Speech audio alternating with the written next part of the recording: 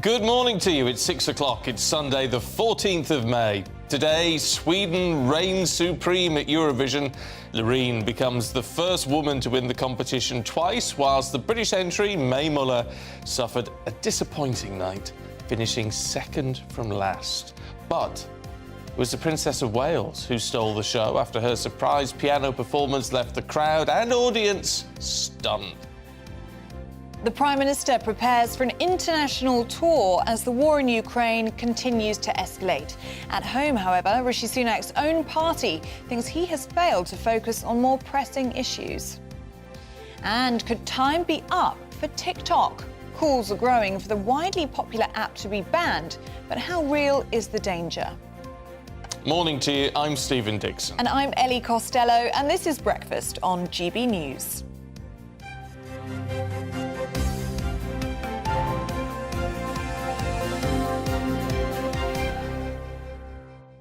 Well, I'm here. That's a challenge. Very good. Thank you. How much Eurovision did you watch? Up until the end of the performances. So you I wanted to watch the whole thing. I liked the voting, but it was 11 o'clock by that point, so I had to go to bed. Essentially, you listened to my advice. I said, do the 26, go to bed, and you can find out who won in the morning. Watched it in bed, actually, the whole thing in bed, which so was... you were relaxed. That was the only place I could actually get to watch it on the... And what did you think? Who was your standouts? Well, Loreen has won for Sweden. She was the favourite. I don't like it when the favourite wins. I don't think it should have won. And if you look at the way the votes break down, then the public did not want Loreen to win, but the officials did. The public wanted Finland. Yeah, I wanted Finland. Cha-cha-cha, which was a great performance. Austria were fantastic. Belgium was great. There were loads of great performances. I don't think we deserve to do as badly as we did. Oh, Ukraine, after they came 8th or 9th or something, it was awful. I know. It was an awful song and an awful performance, so I do not know why. Well, maybe we do know why. We do know why. It did so well. It was absolutely dreadful. It's a sympathy vote, isn't it, really? But the start was absolutely incredible, and the Princess of Wales, just a vision in blue, playing the piano. Just amazing. What a beautiful surprise that was. It was a lovely surprise. Yeah, it was a real breathtaking moment, as was Mel Gedroych a little bit later on. If you saw that. The milk. Yeah, milk churning. Just sat there behind one of the presenters churning milk. Alicia Dixon, yeah. It was a very special moment. Anyway, our reporter... It was very Eurovision. Our reporter Sophie Reaper was there throughout the competition, and she's got all the details from a star-studded night. What a night. After all the build-up, after all the preparations, the grand final of Eurovision in Liverpool is now over. And the name on everybody's lips is, of course, our winner, Loreen from Sweden. It was a bit tense between her and the acts from Finland, but ultimately, in the end, it came down to the huge number of jury votes which clinched the win for the Swedish songstress. Now, this isn't the first time she's taken home the Eurovision crown. She also won it back in 2012. Now, what that means is not only will Sweden get the chance to host the contest next year, but it also means they'll be able to host it on the 50th anniversary of ABBA winning the competition back in 1974. Now, it wasn't as great of a night for the UK, unfortunately. Our act, Mae Muller, came second to last, coming just above Germany. Now, that may have not been the best result for the UK, but as a whole, Liverpool and the United Kingdom put on a performance here at Eurovision that will be remembered for many, many years to come.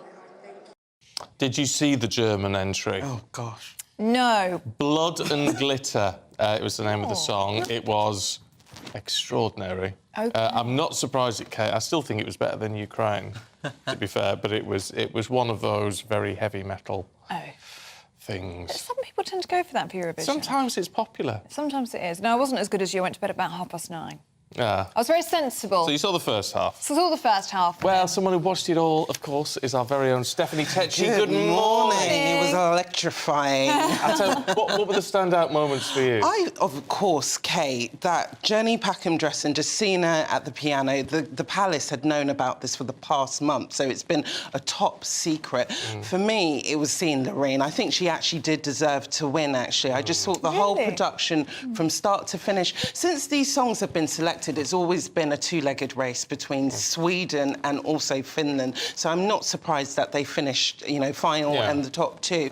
But I think for me, it was the British spirit. Even though we didn't do quite well, I thought we done well to represent for Ukraine, and we brought our British flavour to the show. I tell you what I thought was interesting was the fact it's all non-political, right? Supposedly, Zelensky wasn't allowed to speak, which I tend to think was the right decision. However, the performance at the beginning was last year's Ukrainian winner, with all these people taking part, including the Princess of Wales. I think we've got a clip of that, and that in itself was sort of softly political in its own way. And I think that's why they didn't let Zelensky speak, because there was so many, like, shows and displays of solidarity with Ukraine. And, you know, throughout the whole night, there was that message of music uniting people. And I think that was the main thing that they got across. And I think if Zelensky did add a bit of a speech, it just would have given the night a different tone. But one thing I would have to say is that the reputation of the Eurovision following this show has skyrocketed. Because I think I think they had about 160 million viewers tune in worldwide to watch it. So I think it's gone from being this kind of cheesy music show to being quite credible. And I think, you know, regardless of who won, who didn't do good points, I thought everyone put a really good show. There was really good standout moments from countries which I hadn't really heard of before, which have got amazing talent. Loreen has won before, hasn't she? Yes, she has in 2012. So she's now the first woman to have won twice. Should you be allowed to do that? Should you be allowed to re-enter if you already won the competition? Johnny Logan's won before. I think you can. I think if a country knows what is their formula to success and they've got an act who can carry it through, obviously she's delivered the results and stuff like that, especially for Sweden. They're quite big in the game when it comes to Eurovision. Oh, yes. So I think definitely they should be allowed to do it. But maybe if she was to go for it a third time, I'll be like, no, give it a break. Yeah, it might be a bit. But there were quite a few contestants last night who'd been in it before. Yeah. But obviously she's the one that came out victorious. Definitely. There was that beautiful rendition of You'll Never Walk Alone, which was just so fitting for so many reasons, wasn't it? It was, and I think the main thing is that there was quite a lot of political songs, like, you know, from Croatia to Ukraine, and I felt sorry for Ukraine because while they were performing, their university town was under attack from Russian missiles. So it goes to show the real point of this show. It's like it was Ukraine's year, but they're still under attack. Yeah. But it was all very poignant. And as I say, it was carried off by the UK very, very well. Some fantastic performances. You mentioned Croatia. I mean, theirs was an anti-war song. It was an anti-war song, But I don't really know if anyone picked up on that. No, I think people were too busy looking at their costumes or their lack of costumes, to be honest. They stood there in the Y-fronts in the end. All these old men in Y-fronts. Yeah, it was special. It was a bit cringy. But it's the same with Germany, same with Australia. Like, you had really those moments which were just really stood out and made people want to, hold their breath. I thought Australia... Bizarrely enough, I thought, I don't know if I'm going to like this, Voyager.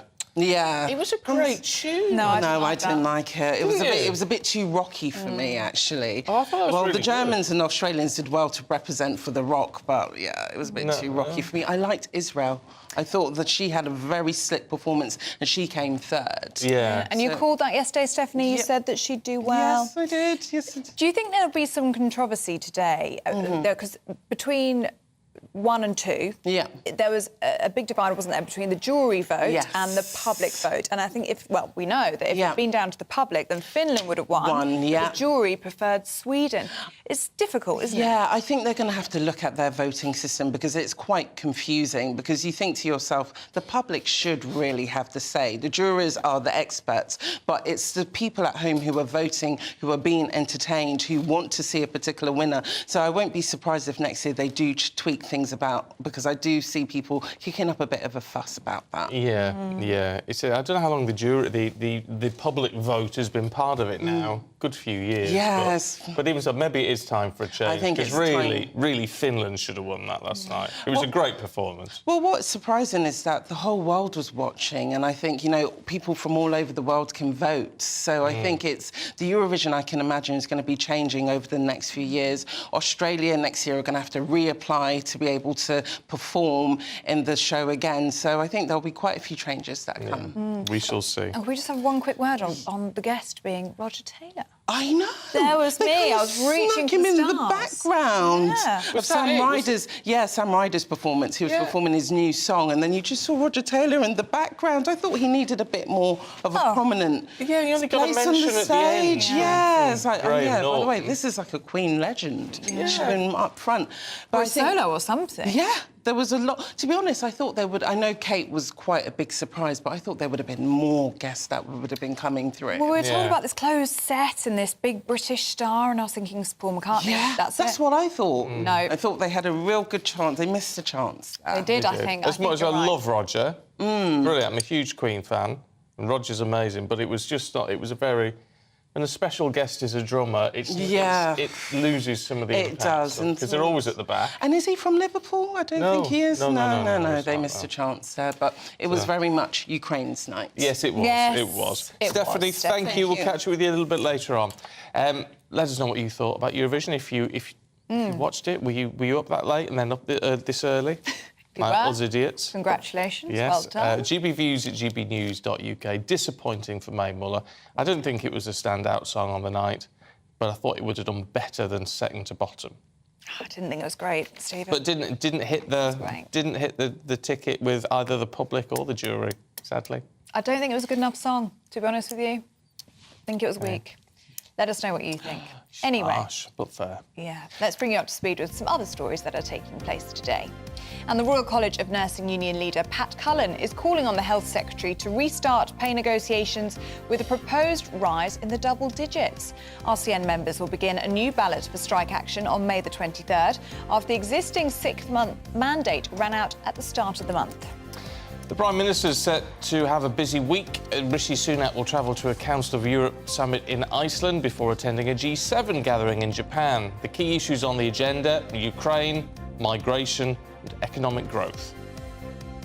Labour says it has plans to create 80,000 jobs in the car industry. The party says it will part-finance 8 facilities to achieve their goal. Under the proposed plan, the West Midlands will benefit from 28,000 jobs and the North West from 11,000.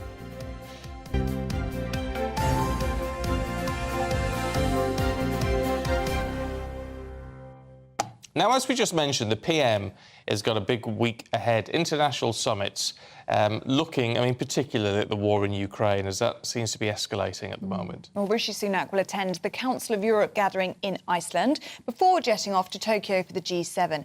But is he running away from problems at home? Let's talk to writer and political commentator David Oldroyd-Bolt, who's here in the studio. Morning to you, Good morning.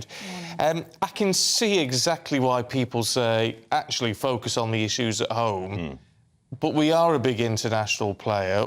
He can't ignore these other key meetings, can he? No, given that we're the 5th biggest economy in the world, 6th biggest depending on how you measure it, I think it's entirely right that the Prime Minister goes to the G7 meeting, that he's seen to be negotiating at the top level, that he's seen to be taking the lead, as Britain has done throughout the Ukraine war, and that he is seen by the rest of the world to be not flustered by local election results, which would make him look weak and inconsequential. And does he hope that this will help his image here at home? To look more statesman-like on the world stage. People were even commenting at the coronation. The way he spoke in the Abbey, it sounded like a statesman. I think that's precisely the word I would use for what he's trying to project. He's trying to seem like he's above the fray of domestic politics, like he's taking Britain onto the world stage, because after Brexit it's very important that we be seen to be among the world leading nations instead of retreating into ourselves. And I think he's doing that rather credibly. Whatever one thinks of Mr Sunak's priorities or his policies, he is a credible, sober, statesman-like figure. But what we are having is more arguments that's on the back benches, and Priti Patel's name is coming up a lot of this as part of this sort of group which tends to support Boris Johnson, actually, though I don't know if she particularly does. But I wonder if, and maybe they're raising some valid points, don't like the way things are going, want to see a change, but it's almost like Turkey's voting for Christmas, isn't it? If you're upset what's happening at the top at the moment, what's happening in Downing Street, well, you're almost signing your death warrant when it comes to the general election. Well, the problem with the Conservative Party at the moment is that it's falling between two stools. On the one hand, it knows that it is absolutely failing with younger voters. If you look at the Conservative Party's support in the 1980s, it was between 40 and 50% of younger voters, that is to say, under 40s, voted for Mrs Thatcher consistently. At the moment, it's in the teens. And this is because young people can't access capital. They can't buy houses, they can't buy flats, they don't have the savings to buy stocks and shares.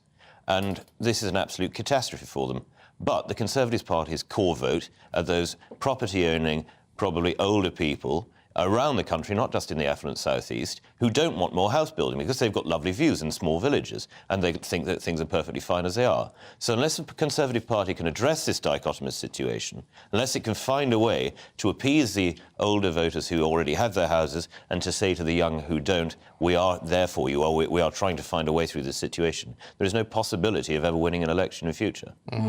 Really interesting, this conference yesterday of, as Stephen was saying, pro-Boris Johnson, generally Conservatives.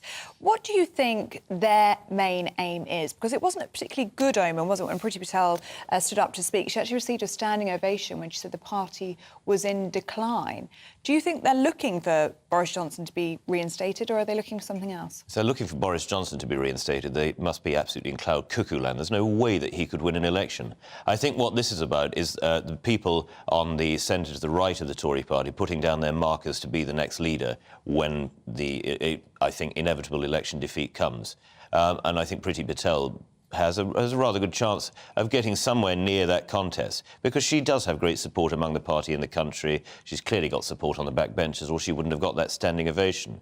But I worry that to the rest of the country, it looks like the Tory party falling back into its old habits of fighting among themselves, while there are in fact serious problems that the nation needs it to deal with. It's not all just a clear walk for Keir Starmer, though, at the next election, whenever that comes. I mean, he gave a speech yesterday, and what seems to be one of the most fascinating things about it, he said, I don't care if people think I'm a Conservative. Well, he's trying to message to the Red Wall, isn't he? That's extraordinary, isn't it? Well, it's rather like Tony Blair saying in the lead-up to 1997 that they were getting rid of Clause 4 and that they were happy with the market economy, because it has to be recognised that there is still a centre of opinion, centre ground of opinion within the country that doesn't like the Conservative Party as it is at the moment, but certainly isn't a socialist body of opinion. So Mr Starmer, in order to win, has to appease that body, has to appeal to them. And I think... So does this fall into David Cameron sort of implying he was heir to Blair and all that sort of thing? Yes, I mean, it's the old trope that you have to win an election from the centre ground, that you don't win it, which I don't think is true, by the way. If you look at some of the big majorities, they've been won from positions of principle on either side. Harold Wilson from the socialist side in the 60s, Margaret Thatcher from the Conservative side in the 80s.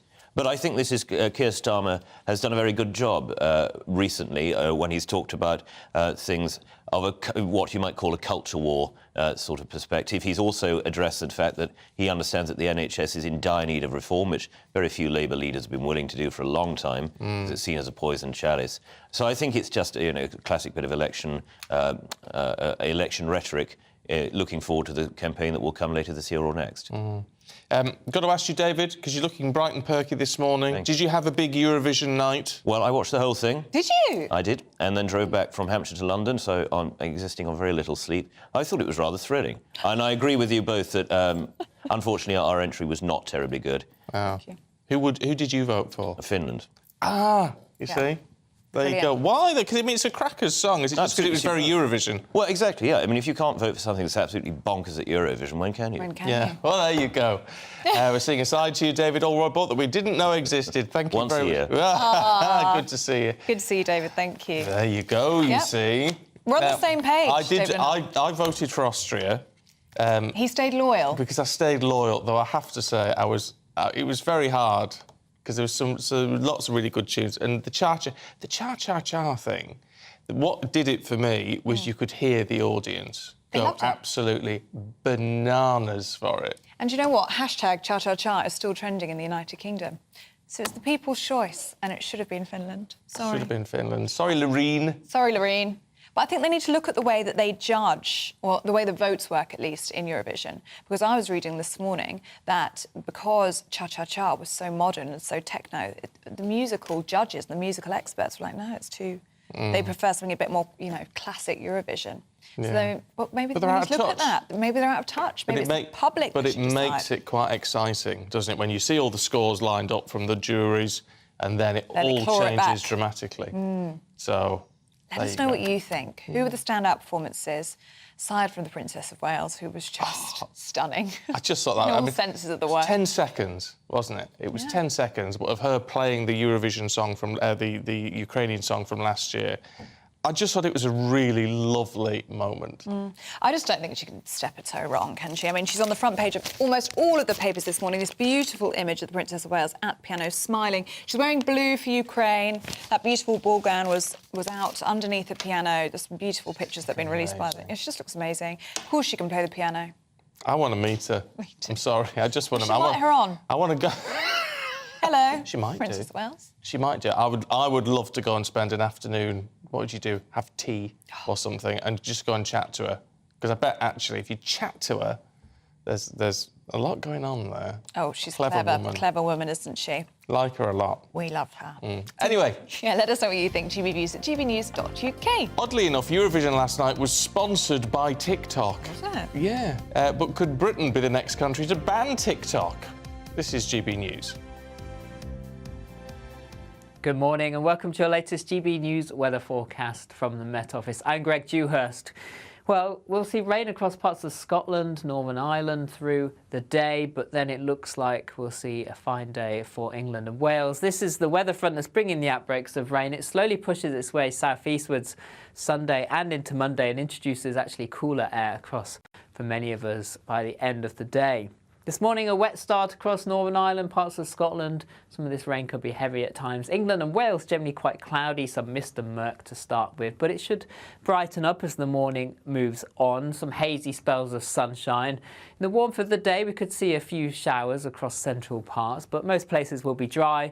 The weather front by the end of the afternoon stretches into parts of southern Scotland, northern England and North Wales. Temperatures in the sunshine reaching the low 20s, fresher behind the weather front across Scotland, Northern Ireland more like the mid-teens. Into the evening time it continues to push its way southeastwards, so rain arriving into the Midlands by the end of the day and then into the early hours across southeast England. Clearer skies following as we head towards Monday morning, some showers possible. Temperatures holding up around the mid to high single figures, under the cloud across the southeast, 11 or 12 degrees. But it is a cloudy start here Monday morning. Some outbreaks of rain first thing, this pushes away, and then generally a brighter day for many. A mixture of bright or sunny spells, some scattered showers. Showers most frequent across the north and the east of the UK. Some of these could be heavy at times, best of the sunshine towards the south and the west. But a northerly breeze, so it will feel quite chilly for the time of year. Temperatures reaching the mid to high teens at best. Over the next few days we expect further showers on Tuesday, but turning drier for Wednesday and Thursday. Temperatures around average, but it just starts to feel a little warmer towards the end of the week. See you again soon.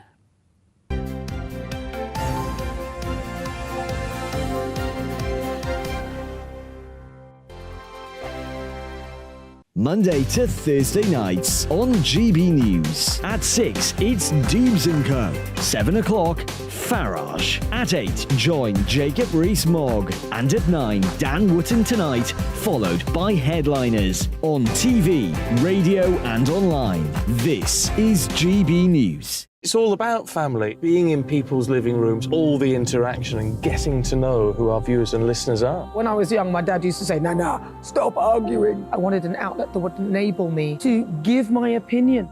People are going through a really hard time right now, and I know that you don't feel like you're being listened to by the establishment. I came to GB News because it's the people's channel and I want the audience to have their say on the events of the day. We're dynamic. We do something different. Democracy shows that the wisdom of the nation is in its people. I get to travel, sort of find out what the story is from a personal perspective. The British people aren't fools. We know when we're not being told the full story. We've got to work out how Britain moves forward from this. It's the best country in the world. The establishment had their chance. Now we're here to represent your views. Britain's watching. Britain's watching. Britain's watching. We're proud to be GB News. The People's Channel. Britain's news channel. Join me, Patrick Christie's Monday to Friday, 3 till 6. We tackle the day's news agenda like you've never seen before. It's high tempo, high octane, the most controversial topics and the best guests. You will not be able to take your eyes and ears off it. I'm not afraid to ask the questions that you really want answered. 3 till 6 p.m. Monday to Friday on GB News, the People's Channel, Britain's news channel. I'm Andrew Doyle.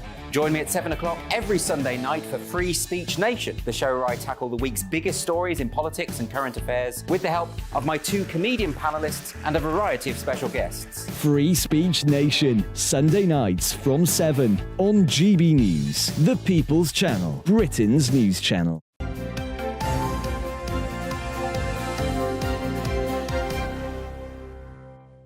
Well, if you ever wanted a decent rundown of what happened at Eurovision, then you need to talk to my on-screen mother-in-law, your mum. My mum. She was messaging you last night with all the details, wasn't she? 31 messages. So I had to go to bed at 9:30, because obviously I have to be up, bright and breezy.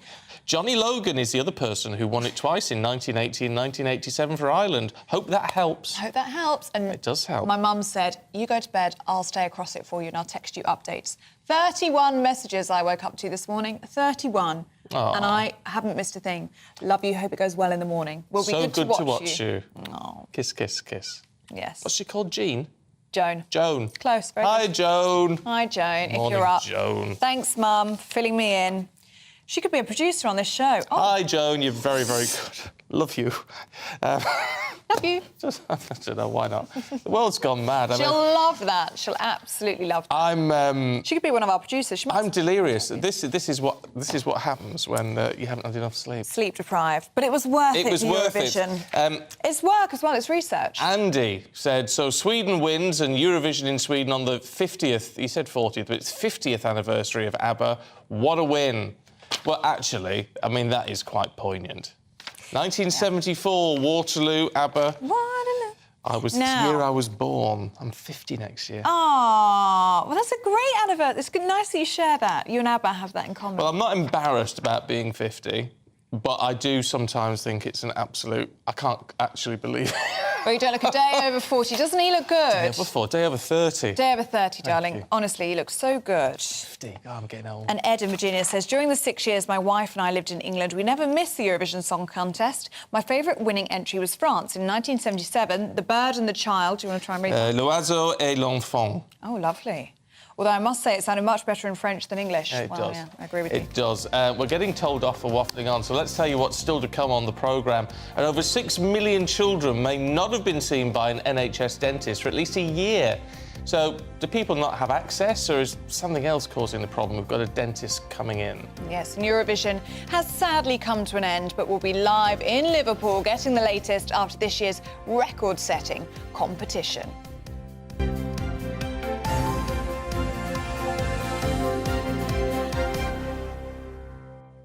Now, the number of countries banning social media app TikTok from government phones is rising. But some of the UK now fear that the platform could be in line for a general ban. Well, our reporter Tony Maguire spoke to one small business owner who says a ban could spell disaster for his business. Videos you love are just a search away. So get started. Just when everyone thought Facebook and Twitter had locked down the social media monopoly, along came TikTok. It's a social app, it's a video platform, it's a search engine, and an infinite scrolling endorphin factory for heightened user engagement. 1 billion active users are scrolling their way to consume 167 million TikTok videos in an internet minute. But why are governments so concerned? We are also going to ban the use of TikTok on government devices. We will do so with immediate effect. All 4 UK territories now ban TikTok from our government phones due to the national security threat of handing over device data to Chinese parent company ByteDance. But everyday users like Alex McHenry, whose company Kitchen Wrapper receives a staggering 75% of referrals from his TikTok followers, are concerned that a ban may soon reach public devices. There's levels to this. There's kitchen wraps and then there's kitchen wraps. 75% of our work is coming from TikTok. If we get a ban or the country decided we're just not going to, nobody can have TikTok anymore, that's going to be drastic for our business. Where are we getting our bookings for? We would either need to go into paid ads, which is more overheads, which would put our prices up, or we would just need to try and hope that we can either get back on that platform or another platform picks up as quick as what we've done with this one. Alex lauds TikTok for being a vehicle for effective and free advertising. He says the appeal of his viral videos is significantly more effective for securing business than paid advertising. He isn't paying with money, but he is paying with his data, which has its own considerable value in the digital age. That's one reason Professor Azim Ibrahim, a Glaswegian research professor at the US Army War College, believes the risks associated with TikTok are at odds with British national security. The primary function of every government is to keep its people safe. It is national security considerations. And I understand from many people it's just a benign app, but the reality is their data is being amassed on a vast scale, unprecedented scale in human history. And that data will be used to manipulate public opinion as and when the Chinese Communist Party decides. It's extremely dangerous and has to be looked at through the national security lens. That might be a hard pill to swallow for 1 billion active daily users. Unlike Facebook and Twitter, TikTok doesn't have a CEO with a public image problem, so despite long-standing security concerns, the unprecedented growth of TikTok shows no sign of slowing down. Tony Maguire, GB News. See, I don't know what to think about TikTok. Oh, it's great. You see, that's the thing, I don't do TikTok. You can't, it's so addictive. It was a lockdown thing for me, I got into it and you can't stop watching it. Do you know what the danger is? It's videos that just go on a continuous loop and the algorithm is so sophisticated, it clocks on to what you spend time watching and it just feeds you more of the same content. So it just knows you so well. It's scary, really. And they just feed you the same content over and over again. And there's no time. You can't see the time. See, it's China brainwashing you. It could be. Brainwashing you. And you lose track of time. It's dangerous. To do cooking and dancing. Yeah. Whatever they show. Well, I don't get a lot of dancing. I think it knows that's not really my cup of tea. Oh, no. But I get all the beauty updates, all the fashion updates, everything. It's addictive. Like a spider, aren't you, when you dance? But there it's all legs and arms. Woo! Yeah, it actually is. It's not great. It's not great. But no, there are concerns, aren't there? And banning it on government phones, I mean, you can understand that, can't you? Because there are some concerns about the link to the Chinese state. Yeah. Will it go to a general ban, though? Should it go to a general ban? Let us know. Let us know. gbviews@gbnews.uk if you're a TikToker. Or if your kids are on TikTok, do you worry about that? Let us know. gbviews@gbnews.uk. At 6:32, the latest backlash against the Prime Minister from inside the Conservative Party. We'll bring you all the details. This is Breakfast on GB News.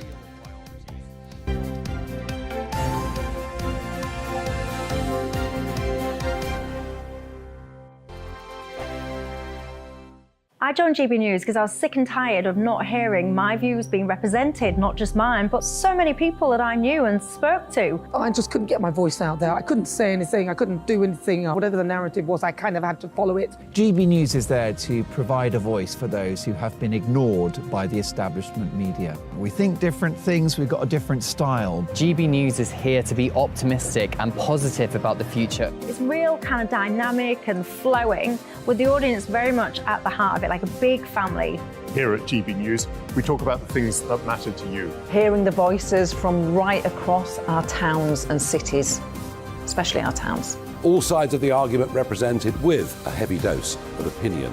We're on a mission here to make a difference. And the GB News family really is here for you, and whatever time of day you can watch or listen. Britain's watching. Britain's watching. We're proud to be GB News. The People's Channel. Britain's news channel. So Dubes & Co, we tackle the issues of the day with real robust debate, both sides of the fence, battling it out with me in the middle with my forthright opinions and views. And often really interesting things happen because you start with a position and then by the end of the debate you find actually, I might not have thought about that one. What we need in this country is 2 new political parties. You should maybe think about doing a 2024 calendar. I'm Michelle Dewberry and I'm keeping you company right through until 7 o'clock this evening. GB News, the People's Channel, Britain's watching. Westminster is going around in ever-decreasing circles, followed by the media. Britain is broken. How on earth did we get into this mess? But more importantly, how do we get out of it. Join me at 7 p.m, Mondays to Thursdays on Farage, here on GB News. We will have open, rational debate. We've got to work out how Britain moves forward from this. Join us here on GB News, the People's Channel. Britain is watching.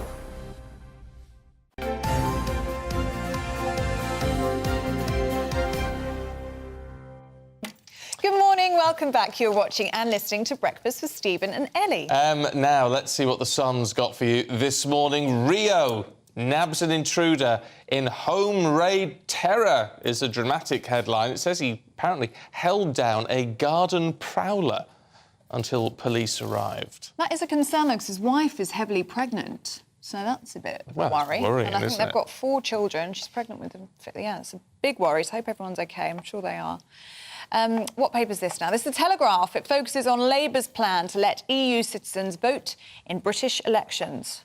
Ooh, that's not going to go down well with a lot of people, is it? The Observer has Tory anarchy breaking out as a revolt looms on Brexit laws. That's the bonfire, the Brexit bonfire sort of thing, where all these laws were meant to be getting rid of, and they've pulled back on that. Kemi Badenoch says it's not happening now. Well, it's time now to go through the rest of this Sunday's headlines, and joining us to do just that is editor of Spiked Online, Tom Slater, and the author, Nikki Hodgson. Good morning to you both. Morning. Really good to see you. And let's start, shall we, Tom, with Sunak losing control in The Observer. Yes, the front page of The Observer, it's a story that you've already been talking about this morning, which is all of the rancour within the Conservative Party, particularly the right of the Conservative Party, the kind of pro-Boris Johnson wing of the party, who had this conference in Bournemouth, the Conservative Democratic Organisation, which is widely interpreted as a kind of pro-Boris front, essentially. You had Priti Patel addressing the crowd, talking about how the party was in decline, getting a standing ovation for saying so. Nadine Dorries, very a firm Johnson supporter, talking about a sense of drift setting in and so on. She's still an MP, though? Apparently so. But she's going, isn't she? Well, it seems like she's. This is her sort of last way around the track in terms of being in the House of Commons, certainly. But it's all those kind of people who were either associated with Boris Johnson or at least are very upset with the direction of travel under Rishi Sunak, and particularly after the local elections drubbings that the Conservative Party went through. Those parts of the party feel like their tails are up at this point. But wouldn't it be better keeping their mouths shut? And if they want to have a moan after the next general election, whichever way it goes. Well, they would, unless they think they can replace Rishi for some reason. Or somehow win. Exactly, which seems to be some kind of bizarre plan that, I don't know, it appears to be fermenting in some people's minds in the Tory party. If they got a new leader in now, there's no way they could build up the confidence. People would think they were even madder than... Well, they would think they were even madder, but it might secure their job.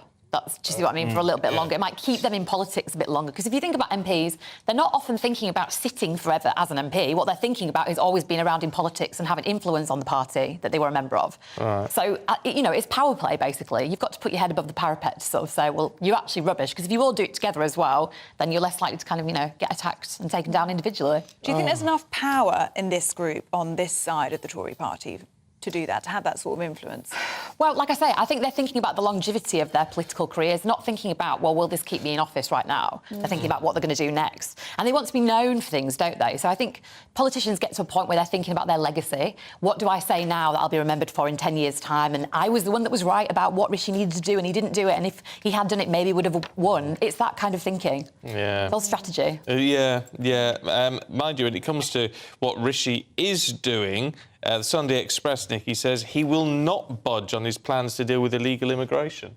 Yeah, so, he's having all this criticism, Which is what this group would want. Which is exactly what this group would want, which is why he's sticking to his guns on it. He's sort of saying it's what the British people want. I mean, I dispute that because I don't think everybody does. And I think, if you look at the latest YouGov surveys, which there's a tracker that's done that's constantly analysing if people support the barges, for example, and the results are very, very poor. They're not really in favour. Even if people think immigration is the problem. They don't think the Tories are handling it well or that they've got the right solutions for it. But Rishi is kind of ploughing on and saying, we're having a crisis, we've got to tackle this, I'm the only person that can do it, I'm the only person that dares do it. Because, you know, he thinks, well, Keir Starmer wouldn't use barges. I think that's pretty obvious from things that he said about it. But again, yeah, this policy appeals to the right of his party, but is it too little too late for him? Because he's got to implement it yet, you know? He's sort of doubled down and said, I'm going to basically get as many barges as we need to secure every illegal migrant coming to this country. But, you know, he's got to implement it yet. And to be honest, with the barges that he's already kind of, okayed, I think there's going to be a lot of trouble. I'm fully expecting us to see a news story where there's kind of, some kind of ransacking or there's some kind of violence. And it could be from anybody in the community, but, he's got to kind of literally test the waters with the ones that he's got going first before he does this. Yeah. No, so what do you reckon, Tom? Well, it's just that sort of question about can he deliver on these 5 pledges of his in a way that people actually feel before the next election. I mean, the only one he's likely to do is to halve inflation because people expect that to come down anyway. Yeah. But I don't think he's necessarily going to get the credit for it either. I think the problem with the Conservative Party is, in a sense, Rishi Sunak is the least of their problems at the moment. He's still polling ahead of his party. It's just the hole that they dug for themselves, particularly over the past 12 months, and that merry-go-round of leaders and the Liz Truss premiership. And I think Rishi Sunak is the least of their problems at the same time because he doesn't have any of that kind of sense of vision. This is what I want the future to look like. It's very much steady as she goes. Let's just focus on the here and now. That's not going to help them either, but they're just damned if they do, damned if they don't. Yeah. I'm quite perturbed by... Not perhaps for the obvious reasons. Sunday Telegraph, Labour to give EU citizens the vote. What worries me about stories like this is when parties say, oh, yes, there's a particular group of the electorate who we know would vote for us, but are currently don't. So we're going to let them have the vote. It's a bit like the SNP or whatever, letting 16-year-olds vote in Scotland or whatever. No, precisely. And I think it's very similar to that as far as it's not just about the 3.4 million EU nationals who have settled status. There's also an extra 2.6 who have pre-settled status, but they also Labour want to follow through on their previous manifesto commitments to extend it to 16 and 17-year-olds as well, which is one of the more curious things is that they want to make it more and more difficult for young people to do all kinds of things. They can't smoke a cigarette, but they can vote in an election. I mean, none of this really seems to make much sense unless you look at it with the eye for naked political gain, which is what a lot of this comes down to. And of course, if people have been living in this country for a long time and paying taxes and so on, you want them to be able to have as much say in how our country is run as anyone else. But why not just apply for citizenship, formally become a part of the country, and then enjoy all the rights that citizenship flows from it? Otherwise, it does just look like a kind of form of gerrymandering. And also, if all of these policies did come through, it would expand the electorate by 8%. That's huge. Yeah. And you can't help but feel that that's just with, again, political gain in mind in that sense. Yeah, well, the problem is, of course, you say sort of get your citizenship, but obviously the Home Office takes ages to do anything. So there's loads of people that have probably been waiting a very long time to get that processed. I mean, other countries do have similar policies. Australia, for example, you don't have to be... You can be settled, the equivalent of settled status, and you can vote. So it's not that this is a kind of, radical policy. It isn't. And to be fair to Keir, I mean, if you are going to come up with something that's going to benefit you and benefit others, well, this sounds quite reasonable, even if it does sound even if it does sound a bit manipulative. But, it's not really any different from the Tories redrawing the constituency boundaries. But the Tories don't redraw them, do they? There's an independent constituency office that does in theory there is, but there are often boundaries that are redrawn with some manoeuvring behind the scenes that allow the Tories to get more votes. They don't tend to work in favour of Labour. So everybody tries these tactics, is what I'm trying to say. Yeah. Nikki, away from politics, there's one other big story sort on the agenda. Well, we say that. There's always a bit of politics in Eurovision, isn't there? But we do have to touch on Eurovision. And should we start with Princess Catherine? Yeah, so if you did watch Eurovision, if you didn't last night, you would have seen the Princess of Wales, who appeared for a few seconds performing as part of Ukraine's entry for last year, Stefania it's called. And she was playing piano. Obviously, she's an accomplished pianist. We know that. I presume she was shot at home. It looks like it's Kensington Palace or somewhere. It was Windsor. It was Windsor. Great. OK. So, she was. It was actually. It was quite poignant. I was quite moved by seeing her, and it actually was a very powerful moment, I thought, for the contest. It's interesting because you see, obviously, Charles is king now. It feels like everyone's got to step up a little.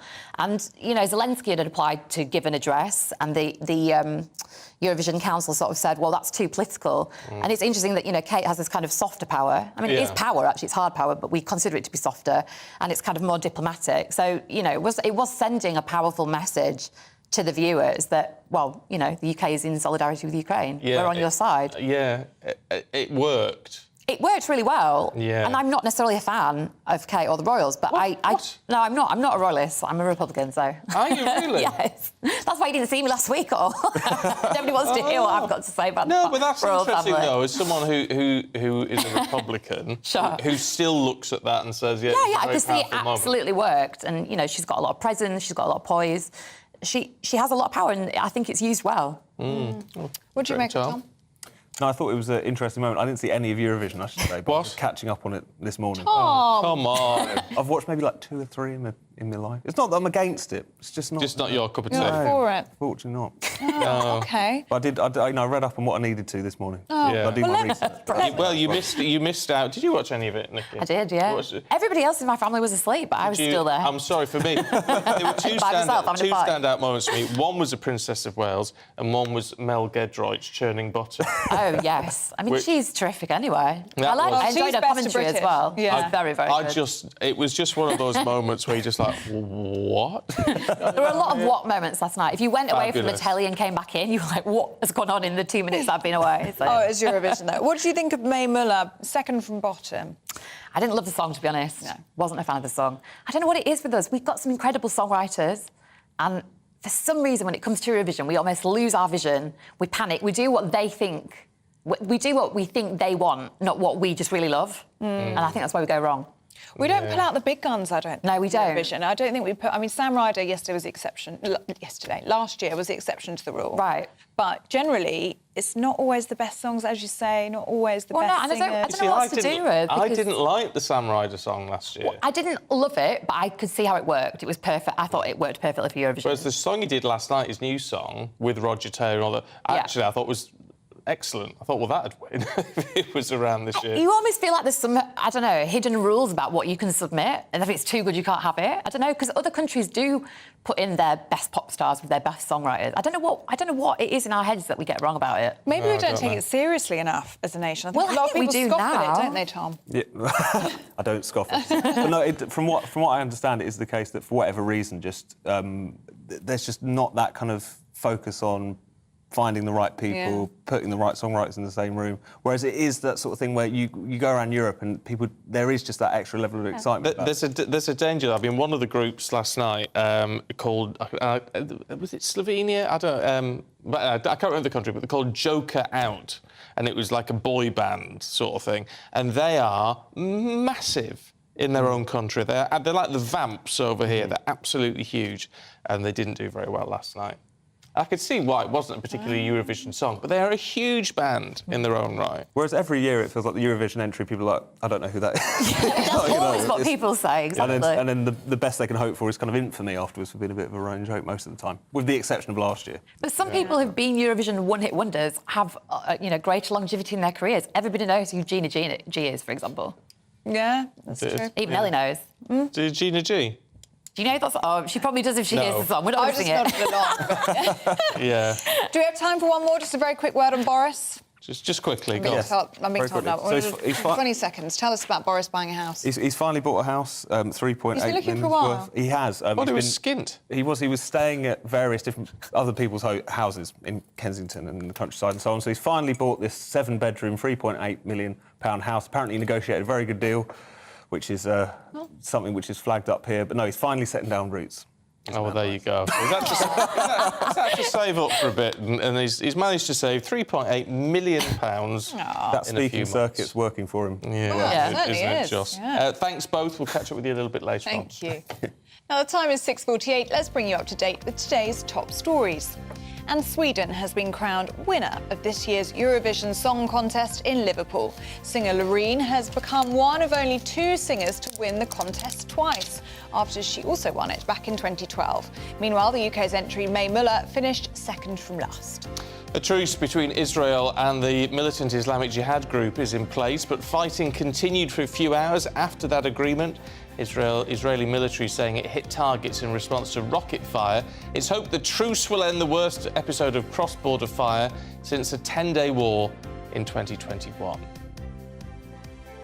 More than 1,500 UK troops will train alongside thousands of personnel from 11 NATO nations as part of a major exercise in Estonia. In total, around 14,000 military personnel are set to take part in exercise Spring Storm, which will last 2 weeks.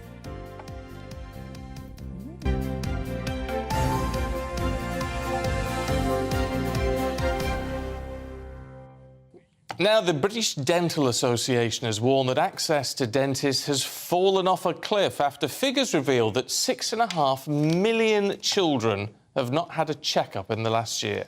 Well, this comes as the Lib Dems call for an emergency rescue plan for NHS dentistry. So let's speak to the founder of this bespoke Smile Advanced Dentistry and Academy, Dr Sam Jethwa. Good morning to you, Dr Sam. Always good to have you on the programme with us. So what is happening? Because children get free dental care, don't they, on the NHS? So why aren't they going to their appointments? Yeah, that's right. So children do get free checkups and even free treatment as well if they need it, up to the age of 18 on the NHS. The problem is access to an NHS dentist. That's one issue. The other issue is everybody needs to know that if they have children, they should try and get them seen by the dentist as soon as there's teeth there. So babies actually should start to go to get familiar with the environment. So it's a couple of things: education, prevention, or whatever we can do to get that going, and then also access. There's a big problem with access. Is this becoming a generational thing, which you get actually with a lot of cooking and these sort of issues, where it's not just that the parents aren't doing it with the children, the parents themselves don't really know what to do? Yeah, I think it's one of those things where having a family is, are you always ready for it? You probably learn as you go along. And one of the things that's important is often parents will say, oh, my child's 3, 4, when do I bring them in? And the answer is, well, as soon as there's some teeth there. Yeah. As soon as you can see some teeth, try and get them some access. Because the reality is there can be serious health implications, can't there, if you don't look after your teeth?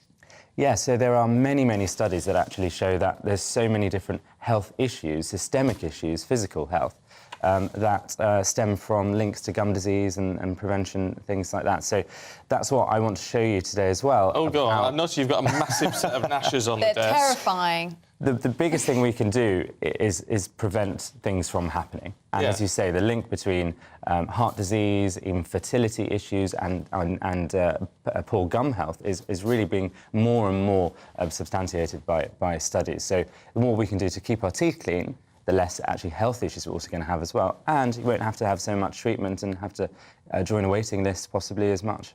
Yeah. Yeah. So talk us through what's all this about? So we have, you may have heard of metaphorical big mouth. We've got a literal big mouth here. OK. Yes. And that's for you, Stephen. Oh, thank you very much. I'll show you that. And I want to just do a little a test with you. OK. If that's all right. Yeah. You're on the spot now. Yeah, no, go on. I'll give you a giant toothbrush. Oh, wow. That is giant. OK. Now, this is obviously not mimicking a real-life situation because your mouth is much more regular size than this one, and your toothbrush, I'm sure, is more regular. Well, But try to, and this is something that we don't often think, how do we brush our teeth? Right. Off you go. Try and think, this is in the morning, 3 a.m. before you're coming into the studio. How are you going to get in and brush your teeth? So I always start on one side and I sort of go like that. You go up and down. Okay. No, I don't. No, I'm taking it off. So I'm only going down. You only go down. I'm only going down. Hey, what would you do? Oh, you have a go. Oh, I'm quite aggressive, Sam. You're not quite like me. So I do this. Ah. What? Across like that? Yeah. And then I go like this, and then I do this. so we've got up and down. Well, down. Just down. Yeah. And we've got side to side. Yeah. Yeah. OK, shall I show you what we should be doing? Yes. Yeah. All right. So the risk with your technique, Ellie, is you're going to have more risk of gum recession. Oh. Which is when you lose the gum. So side-to-side motion is more likely to cause that. What the risk with your technique, Stephen, is that you're not going to clear the plaque as much as you really want to. Right. OK, so the best way to do it is if that's your toothbrush and that's your teeth, the upper teeth, I'd like you to angle your toothbrush upwards. Oh. Yeah. And I'll try and show the camera this. If you hold your toothbrush sideways, the bristles don't get right in between the teeth. But if you angle it upwards, they're actually touching the gum line in between the teeth as well. And then round and round in circles. Round motion. A round motion, Circular motion. medium pressure, allow the bristles to do the job, and you'll see it better than possibly the viewers, but the bristles are actually getting underneath, and you go all the way round, and you do that 30 seconds per side, 2 minutes all the way. Don't forget the backs. Yeah. Exactly the same technique. So if it's the lower teeth, you'd angle your brush downwards, and you can see that a little bit more clearly, how the bristles are getting right the way in between. OK, so this is with a manual toothbrush. So from tonight, let's try that technique and see what happens. Well, I have to say, I do have an electric toothbrush. Right, so that's interesting. So that actually makes it easier then, does it? Because you just hold it in... Because what I do with that, I mean... let's see. So what I do, I do hold it at an angle. Yeah.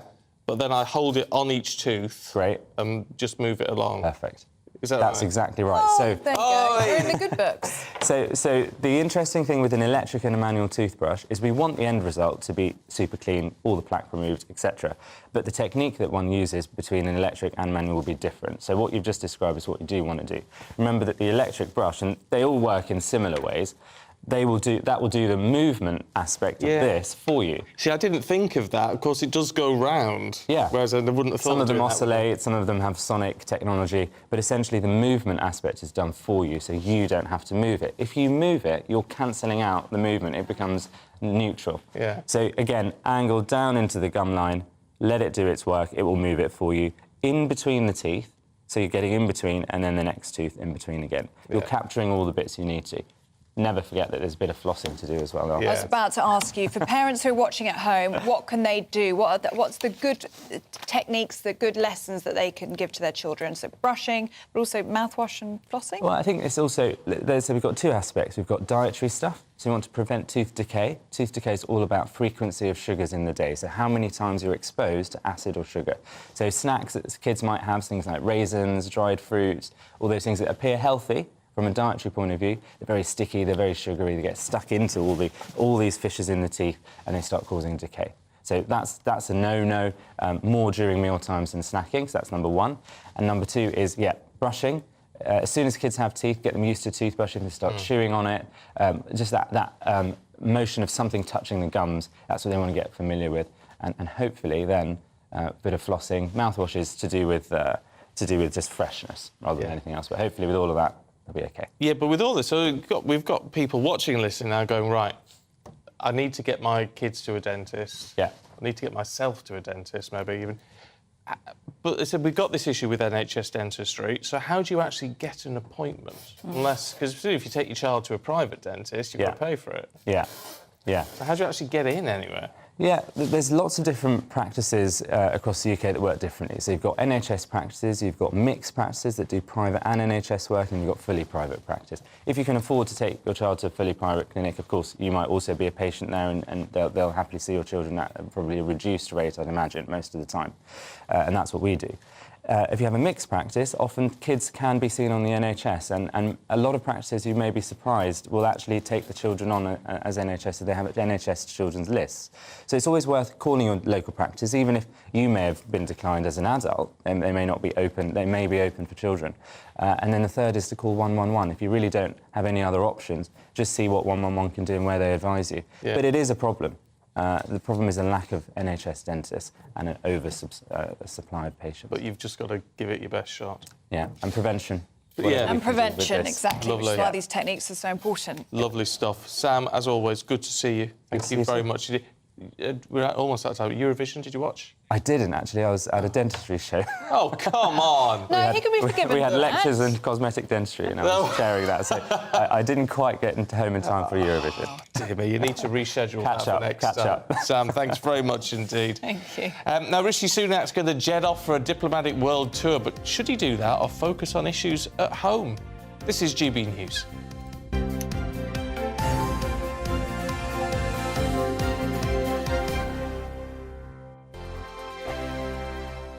First and foremost, I am a GB News fan, and I was before I was working here. Just love the fact that we're asking the questions that a lot of establishment media won't ask. With a bit of a twist, we not only want to inform you, but we want to keep you entertained. It's worth the drive because you get in and the team's all ready and waiting, they're itching to go, and it's a proper little family. GB News is the People's Channel. It's the audience that makes the programme sing. We're giving our viewers and our listeners a voice. I see the thousands of your letters, tweets, emails, you name it, coming in. Britain is broken.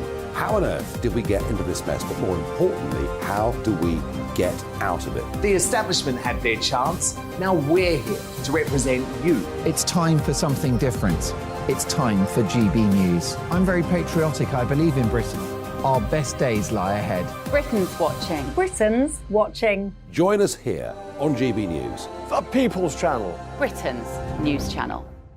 Monday to Thursday, 9 p.m. till 11 p.m. Join me, Dan Wootton. I'll bring you the sharpest takes and hottest debates. Do you not believe in prison? I don't believe in prisons. I'm completely stunned. I guarantee you there'll be no spin, no bias, no censorship. I actually was personally quite offended by it.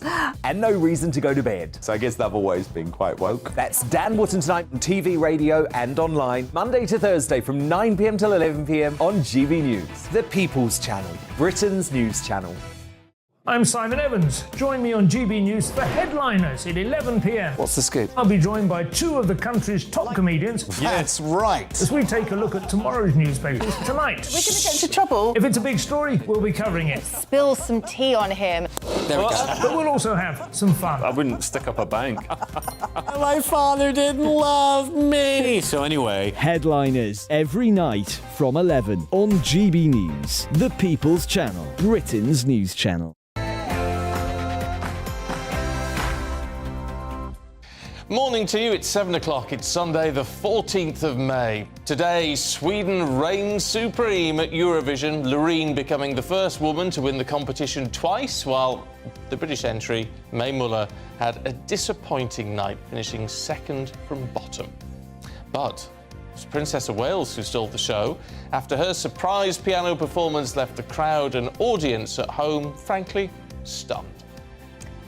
The Prime Minister prepares for an international tour as the war in Ukraine continues to escalate. At home, however, Rishi Sunak's own party thinks he has failed to focus on more pressing issues. And could time be up for TikTok? Calls are growing for the widely popular app to be banned. But how real is the danger? Good morning to you. I'm Stephen Dixon. And I'm Ellie Costello, and this is Breakfast on GB News.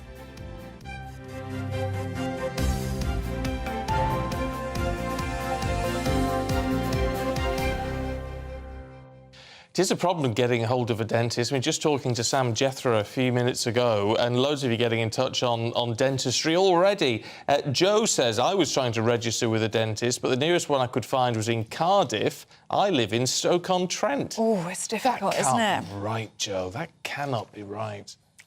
Not Surely. Good. Diane in Swansea's been in touch. Good morning to you, Diane. Before the pandemic, our NHS dentist in Wales wrote twice a year to book a checkup. Not booking could mean being taken off the list. That's the thing. I do think you need a reminder. I do think you need a reminder, otherwise things can slip.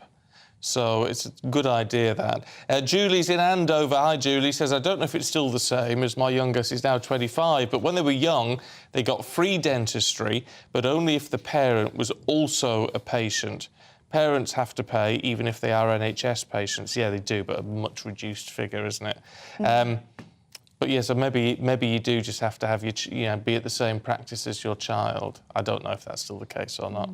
But you've got to have children. I mean, it's absolutely vital that children get access to dentistry. Absolutely. Otherwise, it is free as well. Yeah, but otherwise, it's like they're damaged for life. Then, aren't they? If you have bad teeth as a child, especially when your baby teeth have fallen out, well, that's it.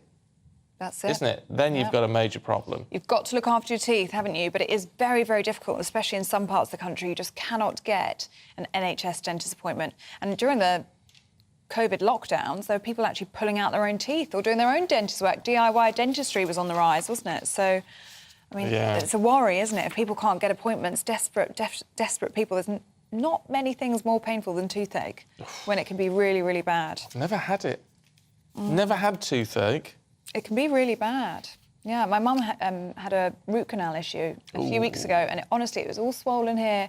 And it's one of these things you can't eat, you can't drink. It distracts everything. It's really, really painful. So it's a big worry, big worry. Do get in touch if that's something that concerns you. Maybe that's affecting your life right now. Let us know. gbnews@gbnews.uk. Lots of you getting in touch on Eurovision as well. Yeah, yes, but some naysayers. Now, I've been saying, and actually a lot of the experts on the show last night were saying it's the best Eurovision in years last night, and I really, really think it was. I think a lot of the songs in previous years would have won.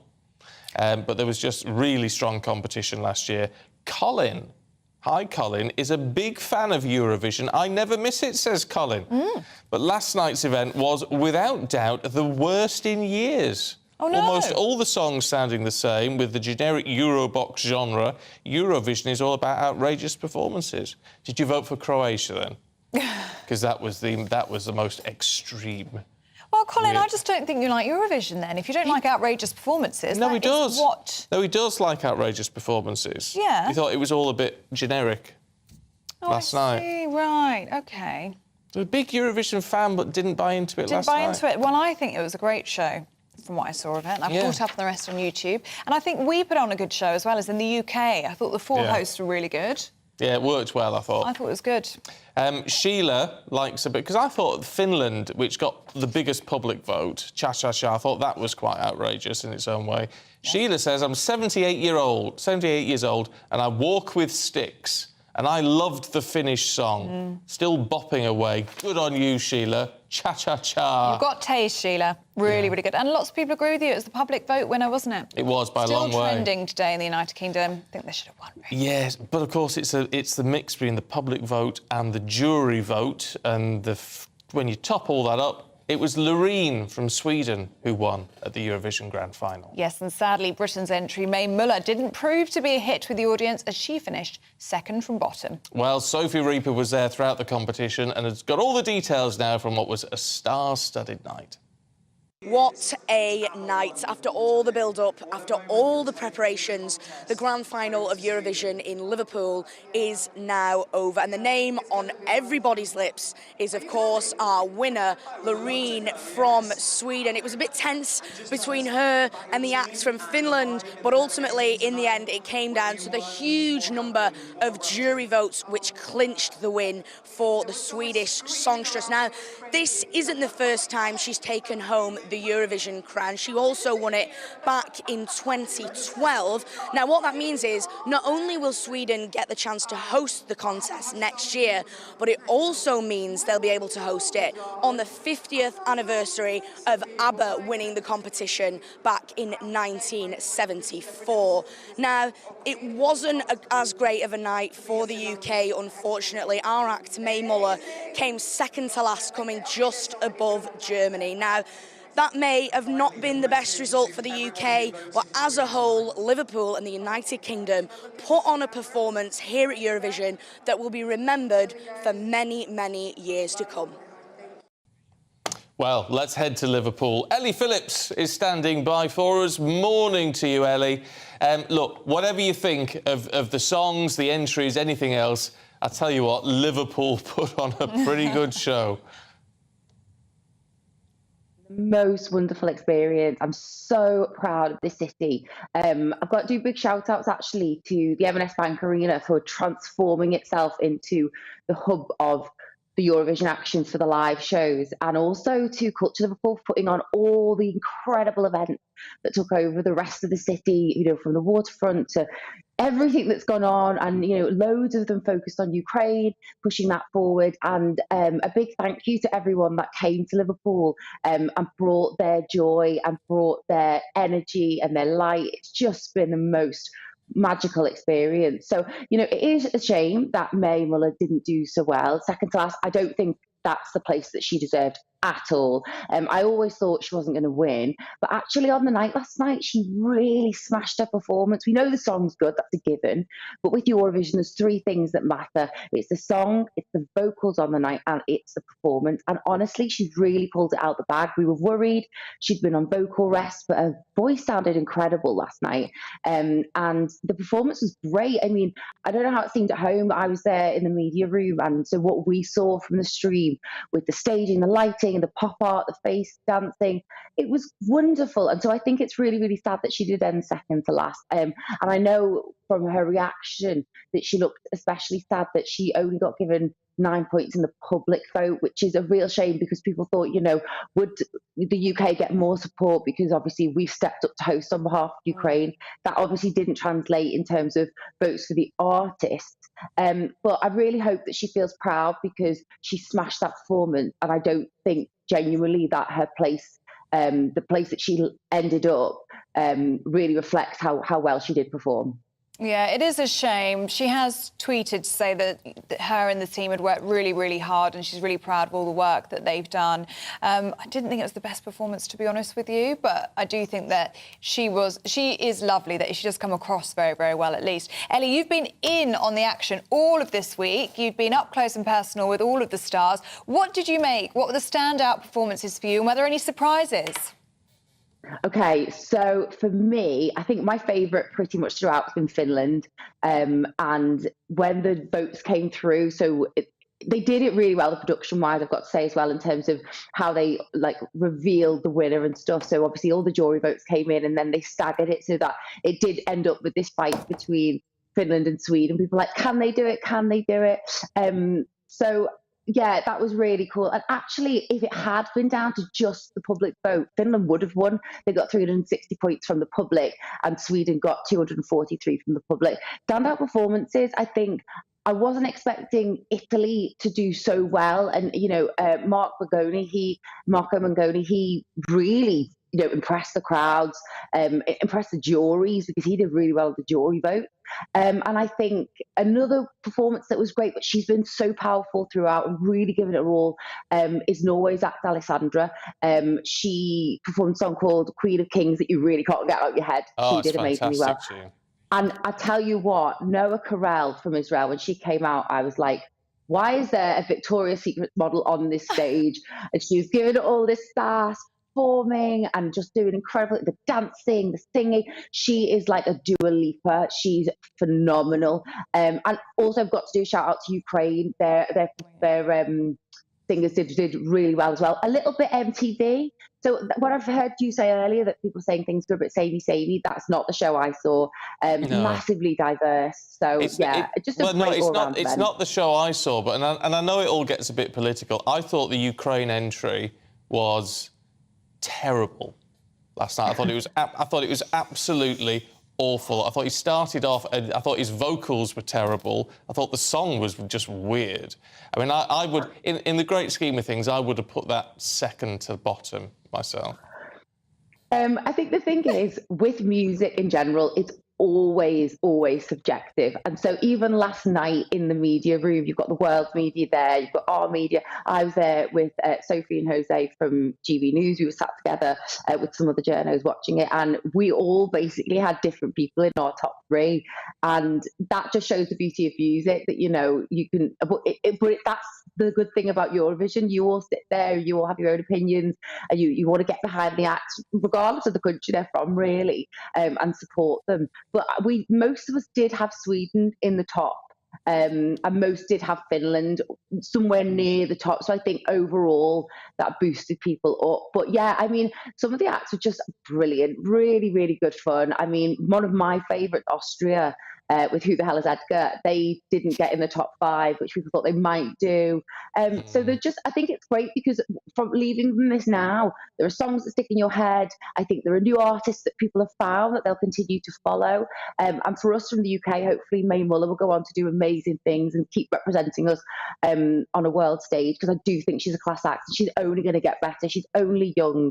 This is the first time she's going to perform of anything like this on an arena scale with that pressure. So yeah, I've absolutely loved it. I've barely got any voice left, but it's just been incredible. Fabulous stuff. Ellie, good to see you. Go and get some sleep. Yeah, go get some sleep. Thank you very much You've been a star this week. Thanks, Ellie. Poor old Alan.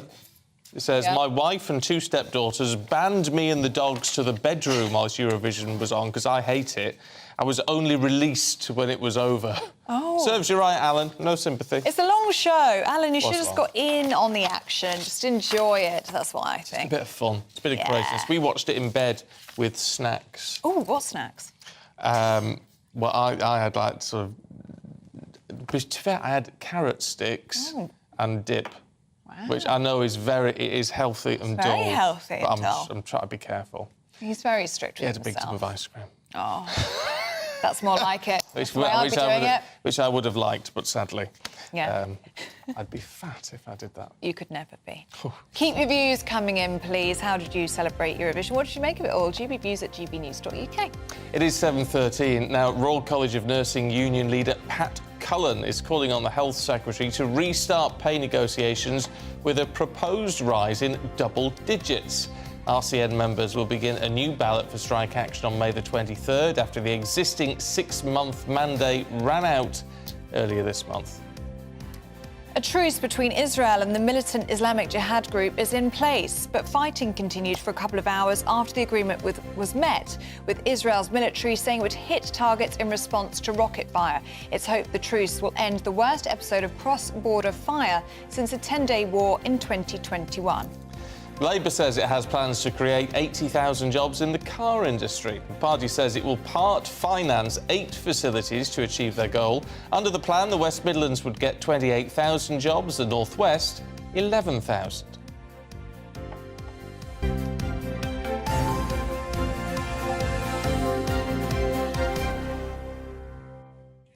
Now, the Prime Minister is preparing for a week of international summits as the war in Ukraine escalates even further. Yesterday, Russia and Ukraine claimed to have pounded each other's military equipment. On Tuesday, Rishi Sunak's attending a Council of Europe gathering in Iceland and then heading to Tokyo for a G7 meeting. But is he actually running away from problems at home? Let's break this down now with writer and political commentator David Oldroyd Bolt. Good morning to you. Really, really good to see you. So, very busy few days ahead for Rishi Sunak in Iceland and in Japan as well. What will he be hoping to achieve and what's going to be on the agenda? I think what he's hoping to achieve is to make himself look both domestically and internationally like a statesman who can win the next election. We're into now the run-up to the next election campaign. Now, whether that occurs in December of this year, as some think, or whether that occurs in the spring of next year, we know that that's where we're headed. And I think what Mr Sunak's trying to do is to make himself seem like he can stride across the world stage as an equal with someone like President Biden and as an equal with President Macron of France, so that when it comes to the crunch time and people are in the ballot box looking at who do they give their vote to, and they think, well, we don't particularly like the Conservatives at the moment, but Sunak's a statesman, whereas Sir Keir Starmer, bit of an unknown quantity, somewhat dull, some might say, and let's go with a man who has already got the international reputation. On the agenda will be the war in Ukraine as the main thing, global inflation, supply chain pressures because of Ukraine, and the cost of living crisis that's affecting everybody in the West. But when it comes to the general election, I mean, Labour has got a secret weapon, and that seems to be the Tory backbenchers. Yeah, they're determined to self-immolate, it seems, which is something that the Tory party seems to have an almost unerring knack of doing. Every time it gets into the stage of having been in government for a decade and a little more, they start to fight within themselves. And I think this is because you've got, as you have with all parties, but particularly within the Conservative Party, such competing strains of principle and ideology, and these become even more difficult to bind together when you've had over a decade in power, when you've had some churn of the backbenchers, but a lot of people there thinking that actually what's occurring now is not the sort of conservatism they want to see from the left of the Tory party and from the right of the Tory party. So these divisions, these fractures become ever more difficult to disguise, and it is a gift to Labour, because all Labour has to do is not do that itself. Which it should be able to do for the intervening 18 months. This conference yesterday in Bournemouth was a gathering, some would say, of Boris Johnson's disciples. And there was a standing ovation for Priti Patel, and in a speech she said that the Conservative Party was in decline. But as you say, with a general election coming up probably the latter half of this year, maybe the early part of next year. Why would you want to put the warring tribes on such a public stage? It just seems like, why would you want to look so weak? Well, I think there are two answers. One is because they think that if they could get Boris Johnson back, they would have a greater chance of winning the next election, which I don't think is true, but it is a point of view they hold. And the other, of course, is so that they're positioning themselves to be the next leader, assuming that Mr Sunak loses the election and there is another leadership contest. So I think Priti Patel's eyes are very much on the future prize of being leader of the Conservative Party. And I think for people like, say, Jacob Rees-Mogg, it's a genuine matter of principle that they don't believe that Mr Sunak is pursuing the correct policies, particularly on economics, and they think that he should be going for a lowering of the burden of the state upon the economy and therefore a lowering of taxation, which at a time of cost of living crisis is very important. But it is very important, and it's a very valid point. However, wouldn't the argument coming from number 10 and number 11 be, well, we'll do that when we can, which will probably be closer to the election? Which, I mean, let's be fair, I mean, it might be the end of this year, it might be the start of next, it might be the beginning of 2025. Well, it's a long campaign, but I think given the manoeuvres we're seeing Mr Sunak engage upon and the messaging that is coming out, as you say, of Downing Street, I think the indication is more towards an autumn or spring election.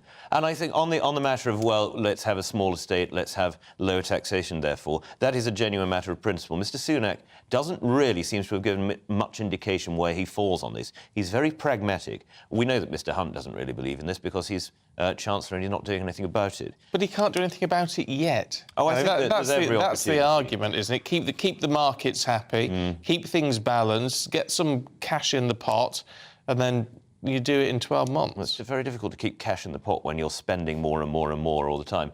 But I think one of the great problems of the Liz Truss premiership is that it did hold this agenda of a smaller state and lower taxation beneath the waterline for the short term. It seems to be a discredited point of view because of the cack-handed way in which Mrs Truss went about pursuing it. And therefore, for those like Jacob Rees-Mogg and Priti Patel and the Conservative Democratic Organisation, it's a much more difficult prospectus to sell, whereas Mr Sunak can simply say, look, steady as she goes, and we're going to be pragmatic, we're going to be sensible, which in effect means doing very little. Okay. David, thank you very much. Good to see you. Really good to see you. That's interesting. If you've got any thoughts on that, gbviews@gbnews.uk. Play the long game or play the short game when it comes to taxes? I don't know, it'd all be nice to have taxes cut right now, wouldn't it? But I don't know if it's a viable option. I just don't know. No. But I'm not an economist nor a politician. No, and what should Rishi Sunak's priorities be in the meantime? On the front of the Sunday Express today, it's I won't budge, focus on migrant barges. He's saying he's going to push forward on that. That's despite criticism from the Archbishop of Canterbury. Should he stick to those 5 pledges? Should he be looking elsewhere? Won't budge on a barge would have been my Won't budge on a headline. barge, very good. There you go. Talking of money, should we leave inheritance for our children? Or does it set a bad precedent? What? Anyway, it's our debate next on GB News.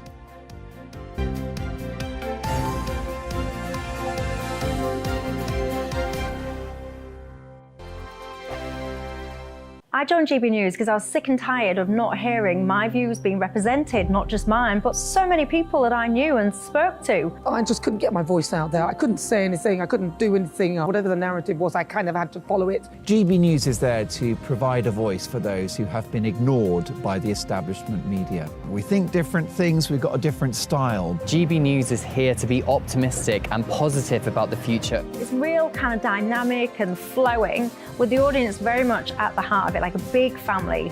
Here at GB News, we talk about the things that matter to you. Hearing the voices from right across our towns and cities, especially our towns. All sides of the argument represented with a heavy dose of opinion. We're on a mission here to make a difference. And the GB News family really is here for you, and whatever time of day you can watch or listen. Britain's watching. Britain's watching. We're proud to be GB News, The People's Channel. Britain's news channel. Monday to Thursday, 9 p.m. till 11 p.m. Join me, Dan Wootton. I'll bring you the sharpest takes and hottest debates. Do you not believe in prison? I don't believe in prisons. I'm completely stunned. I guarantee you there'll be no spin, no bias, no censorship. I actually was personally quite offended by it. And no reason to go to bed. So I guess they've always been quite woke. That's Dan Wootton tonight on TV, radio and online. Monday to Thursday from 9 p.m. till 11 p.m. on GB News. The People's Channel, Britain's news channel. Join me, Patrick Christie's, Monday to Friday, 3 till 6. We tackle the day's news agenda like you've never seen before. It's high tempo, high octane, the most controversial topics, and the best guests. You will not be able to take your eyes and ears off it. I'm not afraid to ask the questions that you really want answered. 3 till 6 p.m, Monday to Friday on GB News, the People's Channel, Britain's news channel. Start the day with GB News. We catch up on all the big stories you didn't hear the night before. And take a look at what the world's talking about this morning. That's right, Monday to Thursdays from 6 o'clock. It's Breakfast with Eamon and Isabel. Straight after breakfast, join us, Bev Turner and Andrew Pearce. We're going to take you through till noon. We'll be tackling the big topics of the day, including the things that the other channels just won't talk about. If it's happening here. Wake up to mornings on GB News, the People's Channel, Britain's news channel.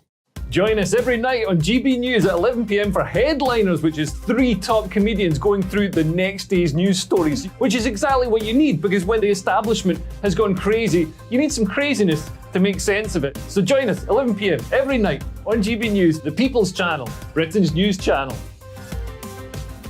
So Jubes and Kerr, we tackle the issues of the day with real robust debate, both sides of the fence, battling it out with me in the middle with my forthright opinions and views, and often really interesting things happen because you start with a position and then by the end of the debate you find actually, well, I might not have thought about that one. What we need in this country is 2 new political parties. You should maybe think about doing a 2024 calendar.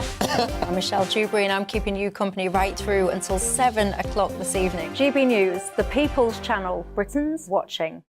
Every Sunday from 11. Join Michael Portillo. There will be topical discussion, looking at the week before and the week to come. So kick back and relax at 11 a.m. on Sundays on GB News with me, Michael Portillo. GB News, the People's Channel, Britain's news channel.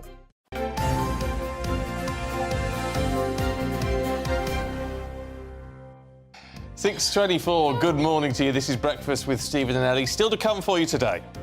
Could time be up for TikTok as countries around the globe continue to ban the Chinese app on government phones? Could a general ban be next? And we're heading over to Wembley as the atmosphere builds ahead of today's Women's FA Cup final.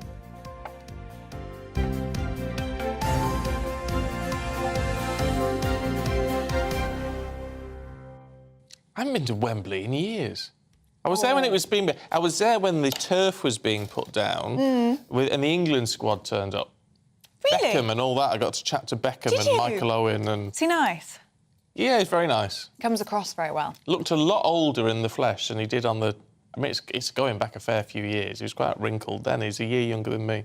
But I thought that was quite nice, really. He clearly hadn't had work done and things. Oh, that's quite nice. I like the He was inside dead- scoop. he I was- like that. He was dead ordinary, was David Beckham, which I find quite nice. I really like him because he seems very proud to be British. He does. He loves the royal family, and when he queued to see the Queen lying in state...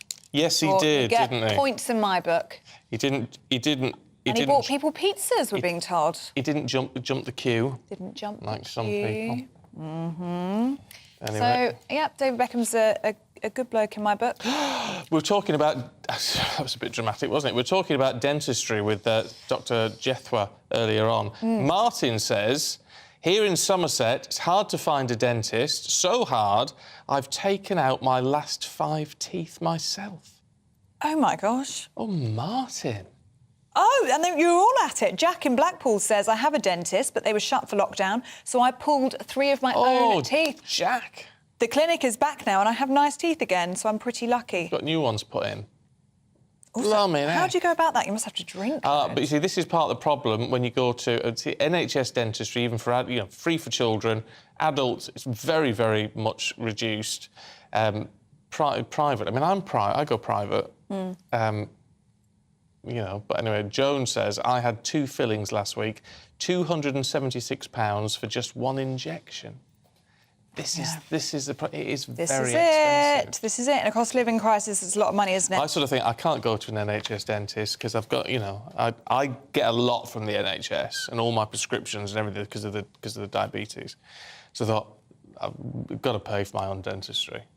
Because I do take thousands out of the system. Well, I do. You're very conscientious. Well, you Very sort of think, good. I don't want to, I don't think of all the people who are entitled to, well, no, we're all entitled to it, but, you know, I can afford Well, to pay into for it as well. You do pay into the NHS. Yeah, but I do take, so the rest of my medication takes a lot out.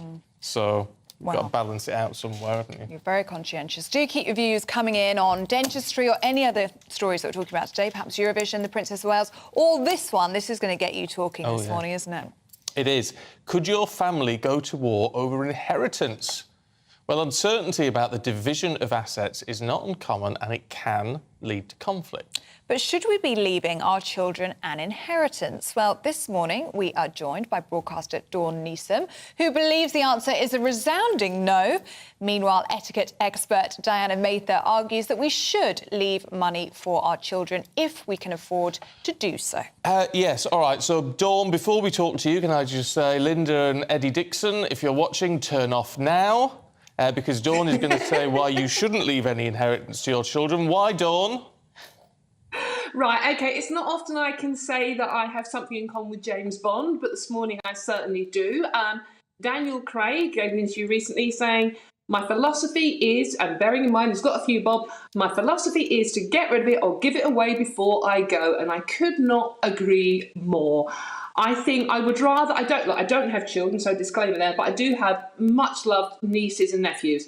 I would rather spend the money I have, that isn't that much, on my niece's education now to set her up for life and to encourage her to work hard and to achieve and to have ambition.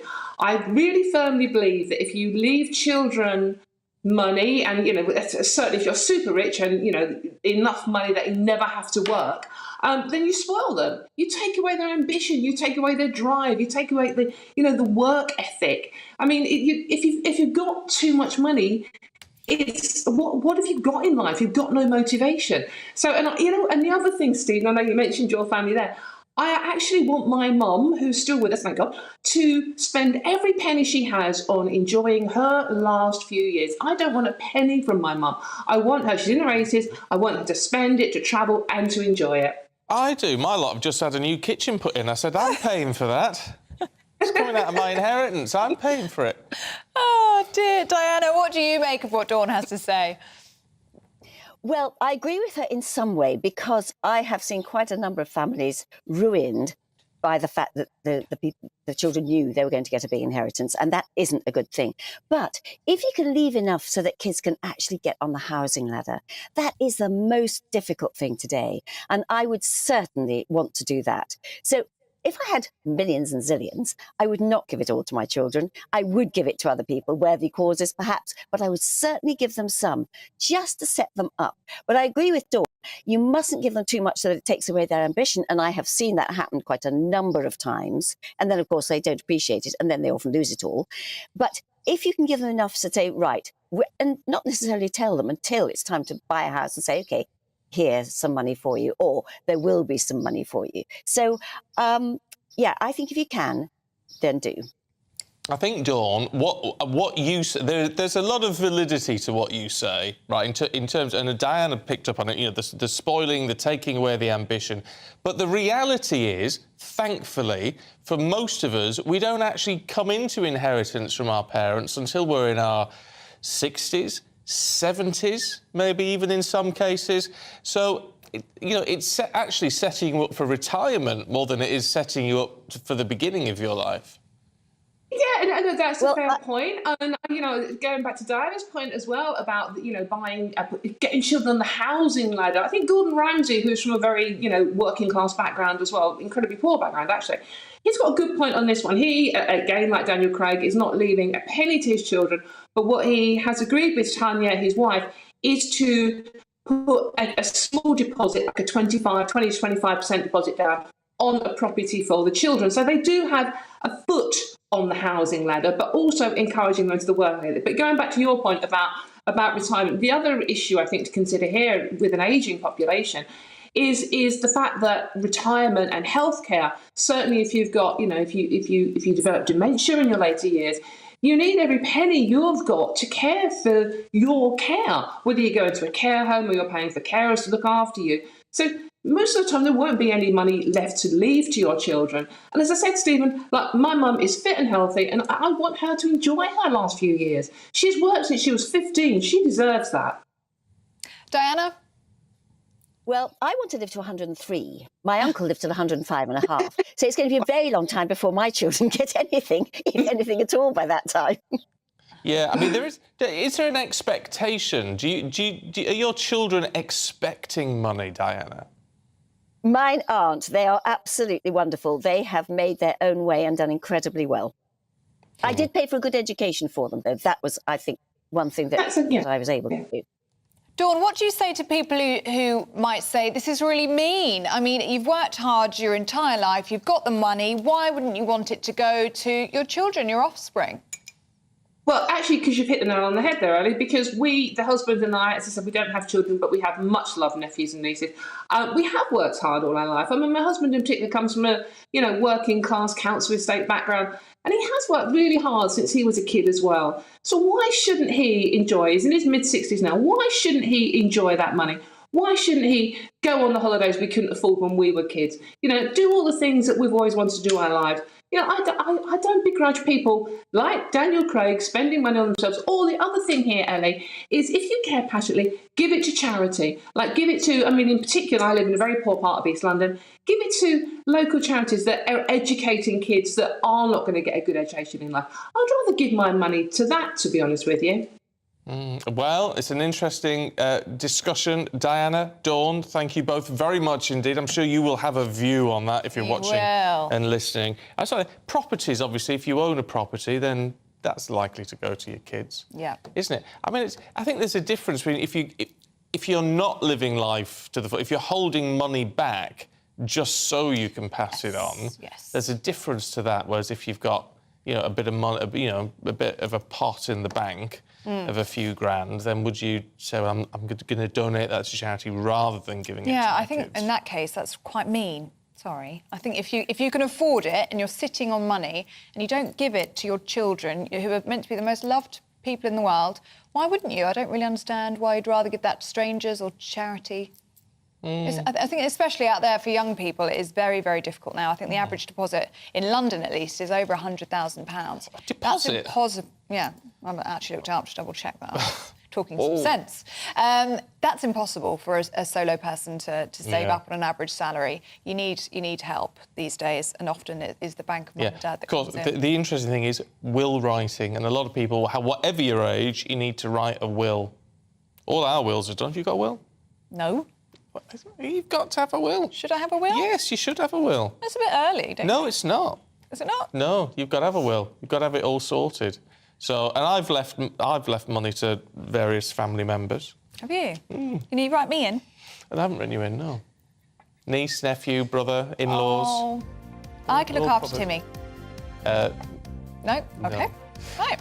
That's me told. Anyway, look, send your thoughts through gbviews@gbnews.uk. The PM has been mocking Keir Starmer over his idea to ban after-hours work emails. What do you think? This is GB News.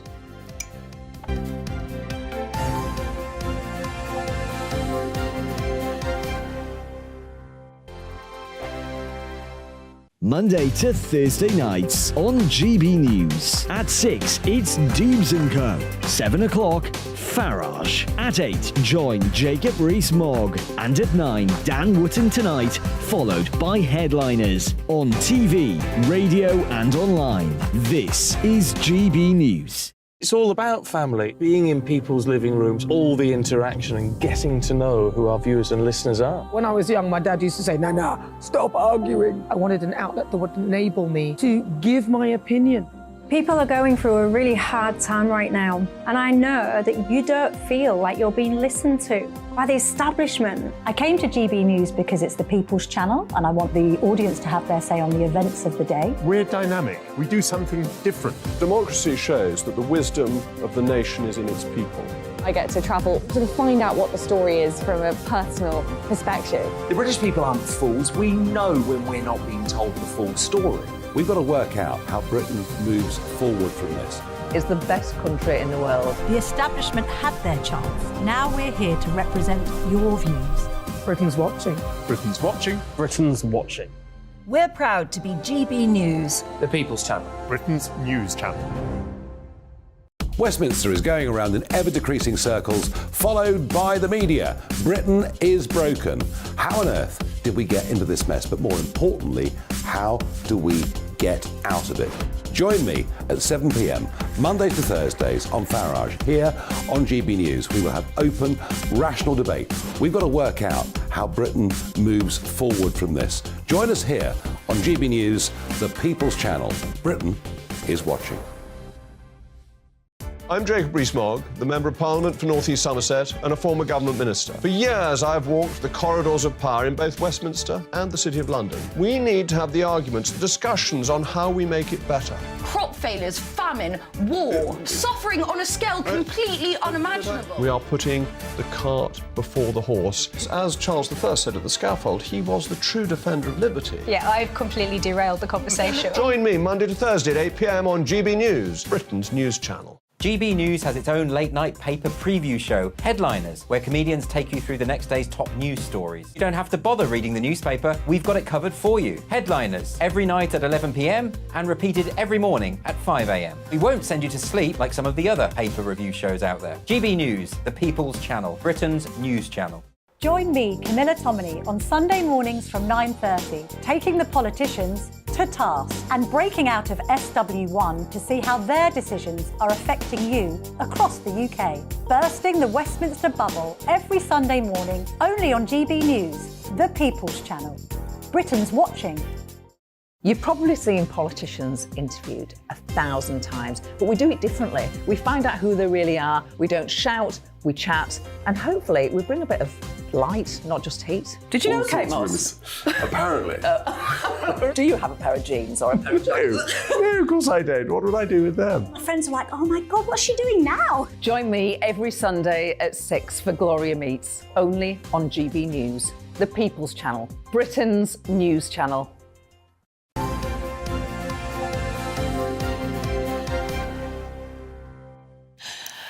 Who doesn't need a will? Is that Beck? My friend. Yeah, my Which friend Beck is that?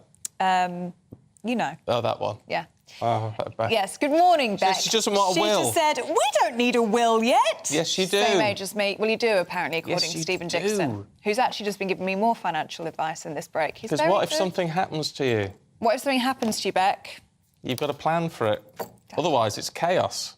Exactly. So, Beck, we need to do some wills. There you go. I'm like an advice agony uncle He is today. like an agony Honestly. being uncle, sorry. I'll tell you what, someone who needs a shoulder to cry on this morning probably is Rio Ferdinand. On Sunday has this. Rio nabs intruder in home raid terror. He held down a garden prowler, apparently, until police arrived. What a nightmare for him. What a nightmare. And Kate Ferdinand is very heavily pregnant, so I can imagine that's quite distressing for the entire family. Yeah.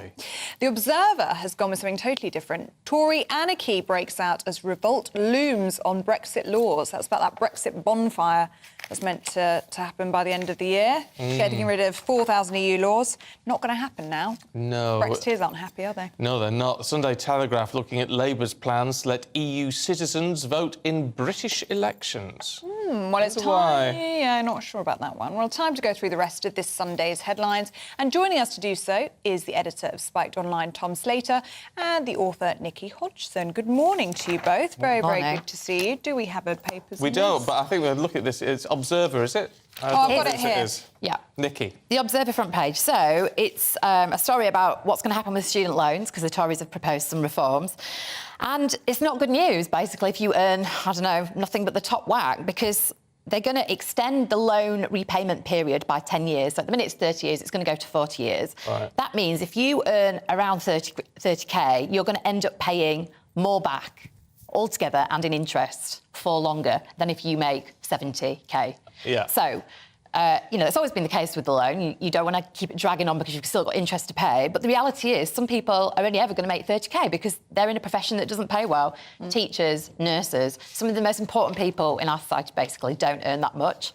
And, the idea behind this reform is that the Tories want people to finish paying their loans because so many people kind of get to 30 years, I've never paid it off. I'm still paying my student loan It gets off. cancelled then, doesn't it? It gets cancelled at 30 years, so I've got a while to go yet. But, yeah, I haven't paid it back. So, but the point is that this is going to jeopardise, the state of the country again, because it's the people that we need the most that are going to be put in this position of not being able to afford them. But it raises the question then, and it's a valid one, surely, to say, well, those people who are never going to earn more than about £30,000, or the equivalent, should they need to go to university anyway? Well, the point is we still need nurses and teachers, don't we? Well, yeah, but why do nurses need to go to university? Well, they need training. Well, so... you train on the job like they used to. But can you... Well, I don't know if we can anymore because of the way the model works for how we kind of, like, what skills we give nurses. Increasingly, because they're doing so much more of the labour that doctors used to do, they need to be better educated and better trained than they used to do maybe 20 years ago.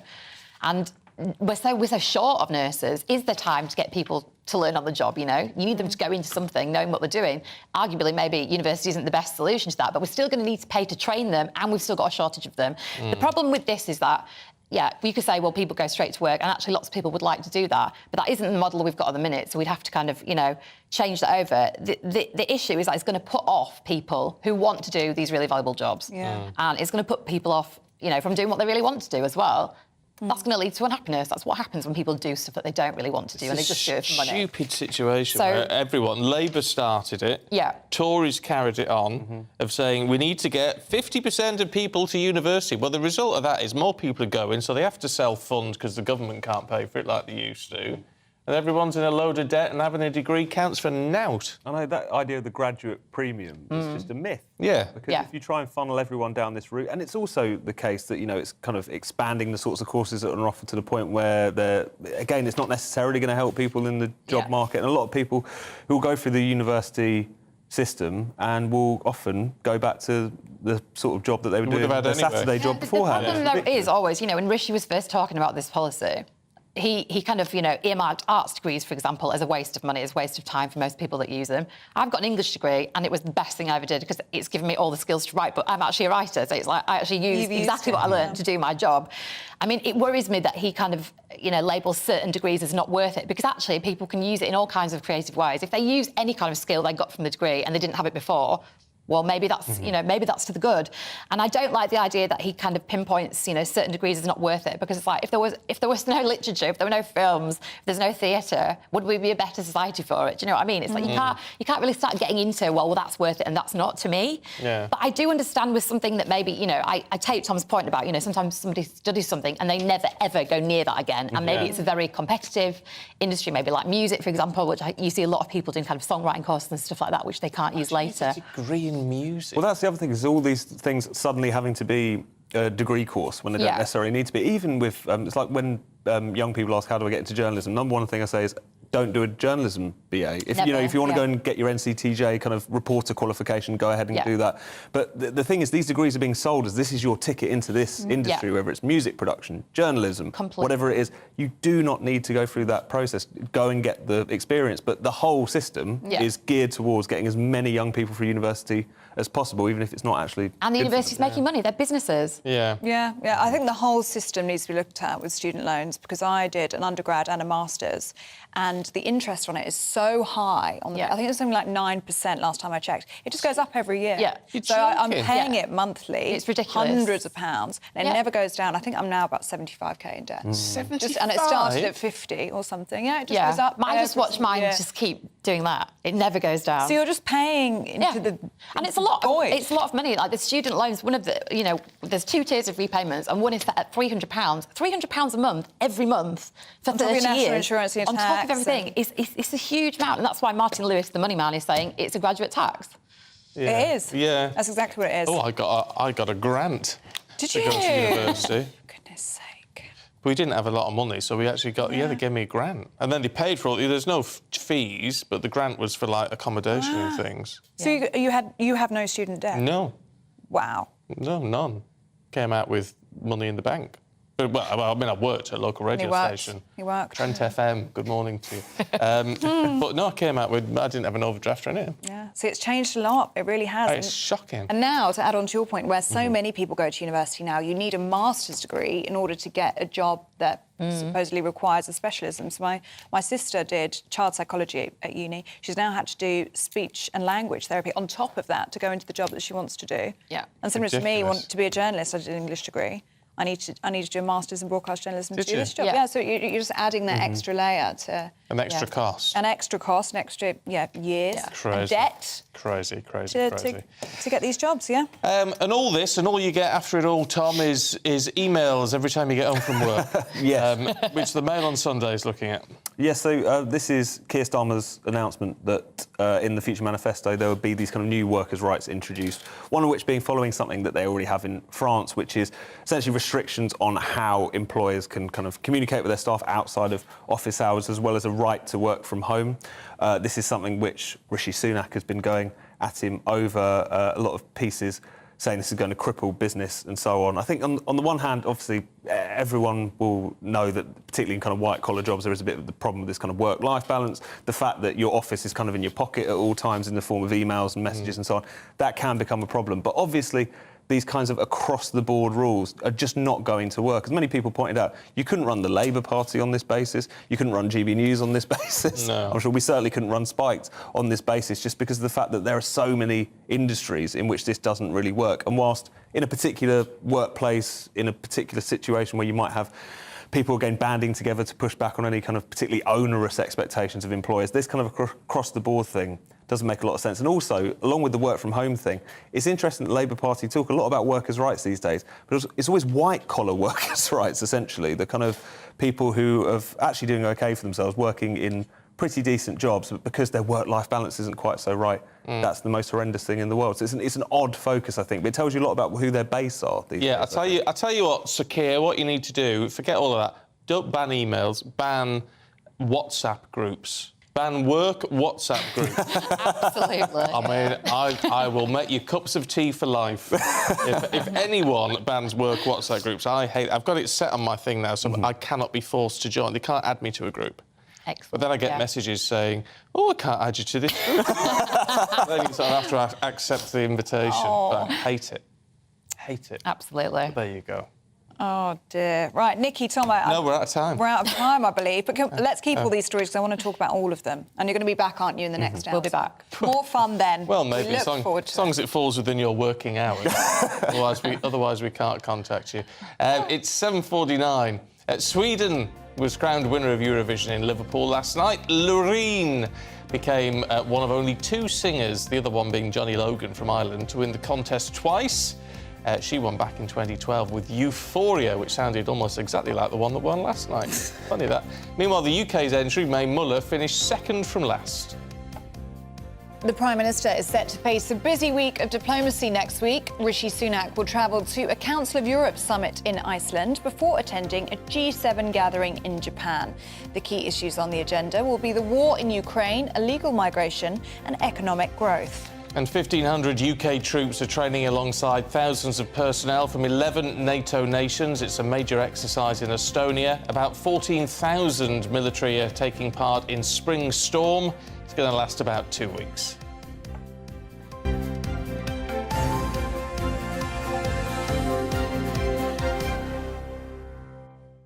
Now, the number of countries banning social media app TikTok from government phones is rising. But some in the UK now fear the platform could be in line for a general ban. Well, our reporter Tony Maguire has been to meet one small business owner who says a ban could spell disaster for his business. Videos you love are just a search away. So get started. Just when everyone thought Facebook and Twitter had locked down the social media monopoly, along came TikTok. It's a social app, it's a video platform, it's a search engine, and an infinite scrolling endorphin factory for heightened user engagement. 1 billion active users are scrolling their way to consume 167 million TikTok videos in an internet minute. But why are governments so concerned? We are also going to ban the use of TikTok on government devices. We will do so with immediate effect. All 4 UK territories now ban TikTok from our government phones due to the national security threat of handing over device data to Chinese parent company ByteDance. But everyday users like Alex McHenry, whose company Kitchen Wrapper receives a staggering 75% of referrals from his TikTok followers, are concerned that a ban may soon reach public devices. There's levels to this. There's kitchen wraps and then there's kitchen wraps. 75% of our work is coming from TikTok. If we get a ban, or the country decided we're just not going to, nobody can have TikTok anymore, that's going to be drastic for our business. where are we getting our bookings for? We would either need to go into paid ads, which is more overheads, which would put our prices up, or we would just need to try and hope that we can either get back on that platform or another platform picks up as quick as what we've done with this one. Alex lauds TikTok for being a vehicle for effective and free advertising. He says the appeal of his viral videos is significantly more effective for securing business than paid advertising. He isn't paying with money, but he is paying with his data, which has its own considerable value in the digital age. That's one reason Professor Azim Ibrahim, a Glaswegian research professor at the US Army War College, believes the risks associated with TikTok are at odds with British national security. The primary function of every government is to keep its people safe. It is national security considerations. And I understand from many people it's just a benign app, but the reality is their data is being amassed on a vast scale, unprecedented scale in human history, and that data will be used to manipulate public opinion as and when the Chinese Communist Party decides. It's extremely dangerous and has to be looked at through the national security lens. That might be a hard pill to swallow for 1 billion active daily users. Unlike Facebook and Twitter, TikTok doesn't have a CEO with a public image problem, so despite long-standing security concerns, the unprecedented growth of TikTok shows no sign of slowing down. Tony Maguire, GB News. See, I don't understand TikTok. I It's just great. don't get it. It's great. It's just Addictive. weird. It's just these weird families dancing together and things. And these really irritating young people who then all start dancing in the middle of a street with ridiculous smiles on their faces. See, I and think you've got... they expect you to be happy about it. And I only know that because it pops up on YouTube and says it's from TikTok. Oh, see, I think if you actually spent some time on it, the algorithm would find out what you like and you get cat videos and stuff, and then you'd like it. Fair enough. Cat videos, baking, that's what you get. It's sponsored. TikTok sponsored Eurovision last night. Mm-hmm. Which Sue says, I liked Belgium and Finland. Belgium was Gustav. Actually, it was a good little tune, didn't do very well. Finland came second, of course. It was disappointed Sweden won. I was, Sue. But Germany, oh my goodness. It was very special, was Germany. Sang in English, though.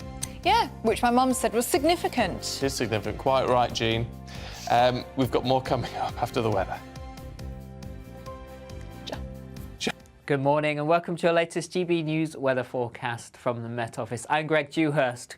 Well, we'll see rain across parts of Scotland, Northern Ireland through the day, but then it looks like we'll see a fine day for England and Wales. This is the weather front that's bringing the outbreaks of rain. It slowly pushes its way southeastwards Sunday and into Monday and introduces actually cooler air across for many of us by the end of the day.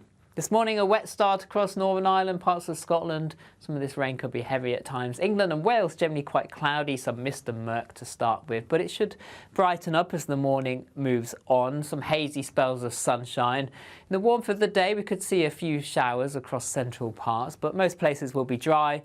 The weather front by the end of the afternoon stretches into parts of southern Scotland, northern England and North Wales. Temperatures in the sunshine reaching the low 20s, fresher behind the weather front across Scotland, Northern Ireland, more like the mid-teens. Into the evening time, it continues to push its way southeastward, so rain arriving into the Midlands by the end of the day and then into the early hours across southeast England. Clearer skies following as we head towards Monday morning, some showers possible. Temperatures holding up around the mid to high single figures, under the cloud across the southeast, 11 or 12 degrees. But it is a cloudy start here Monday morning. Some outbreaks of rain first thing, this pushes away, and then generally a brighter day for many. A mixture of bright or sunny spells, some scattered showers. Showers most frequent across the north and the east of the UK. Some of these could be heavy at times, best of the sunshine towards the south and the west. But a northerly breeze, so it will feel quite chilly for the time of year. Temperatures reaching the mid to high teens at best. Over the next few days, we expect further showers on Tuesday, but turning drier for Wednesday and Thursday. Temperatures around average, but it just starts to feel a little warmer towards the end of the week. See you again soon.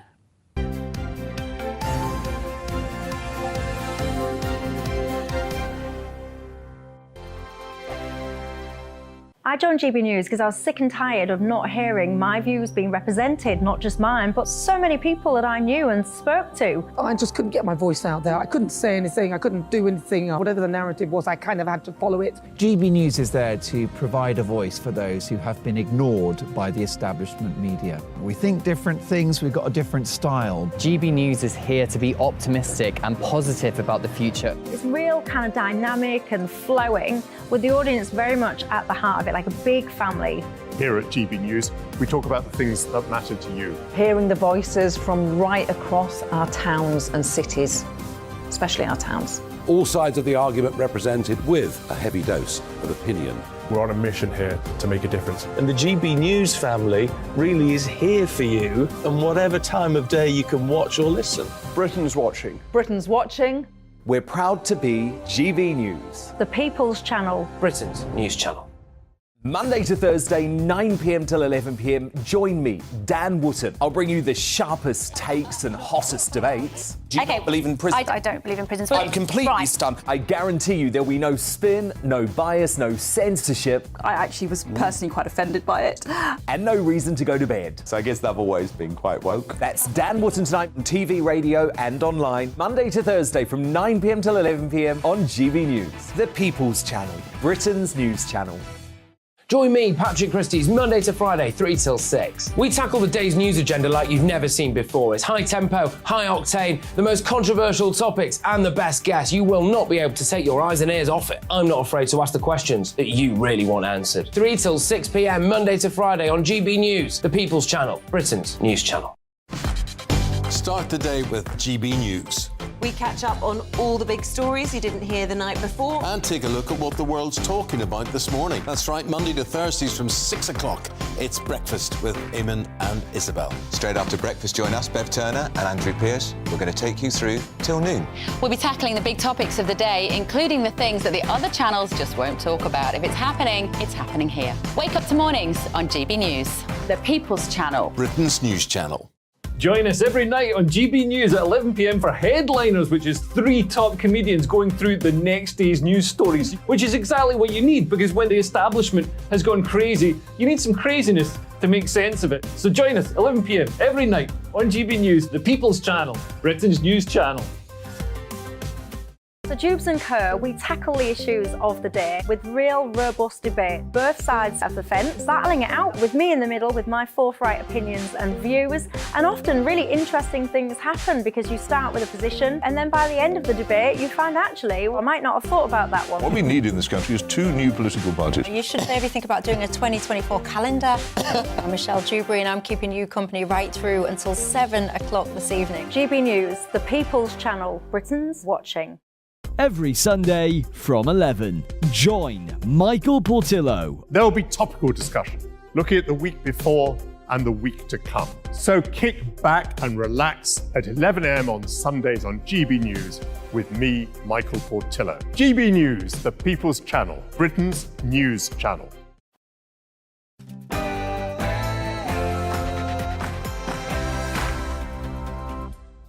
Good morning, it's 8 o'clock on Sunday, the 14th of May. Today, Sweden reigns supreme at Eurovision, Loreen becoming the first woman to win the competition twice. The British entry, May Muller, well, not so good. She got a second as well, but it was second from bottom, sadly. Yeah. Top billing for the Princess of Wales, though, who stole the show after her surprise piano performance left the crowd stunned. The Prime Minister prepares for an international tour as the war in Ukraine continues to escalate. At home, however, Rishi Sunak's own party thinks he has failed to focus on more pressing issues. And could time be up for TikTok? Well, calls are growing for the widely popular app to be banned. But how real is the danger? Good morning to you. I'm Stephen Dixon. And I'm Ellie Costello, and this is Breakfast on GB News.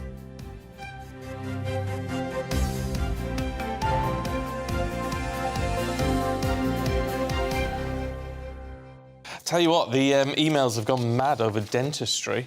Oh, yeah, I Absolutely crackers on dentistry. So many of you having real problems. actually.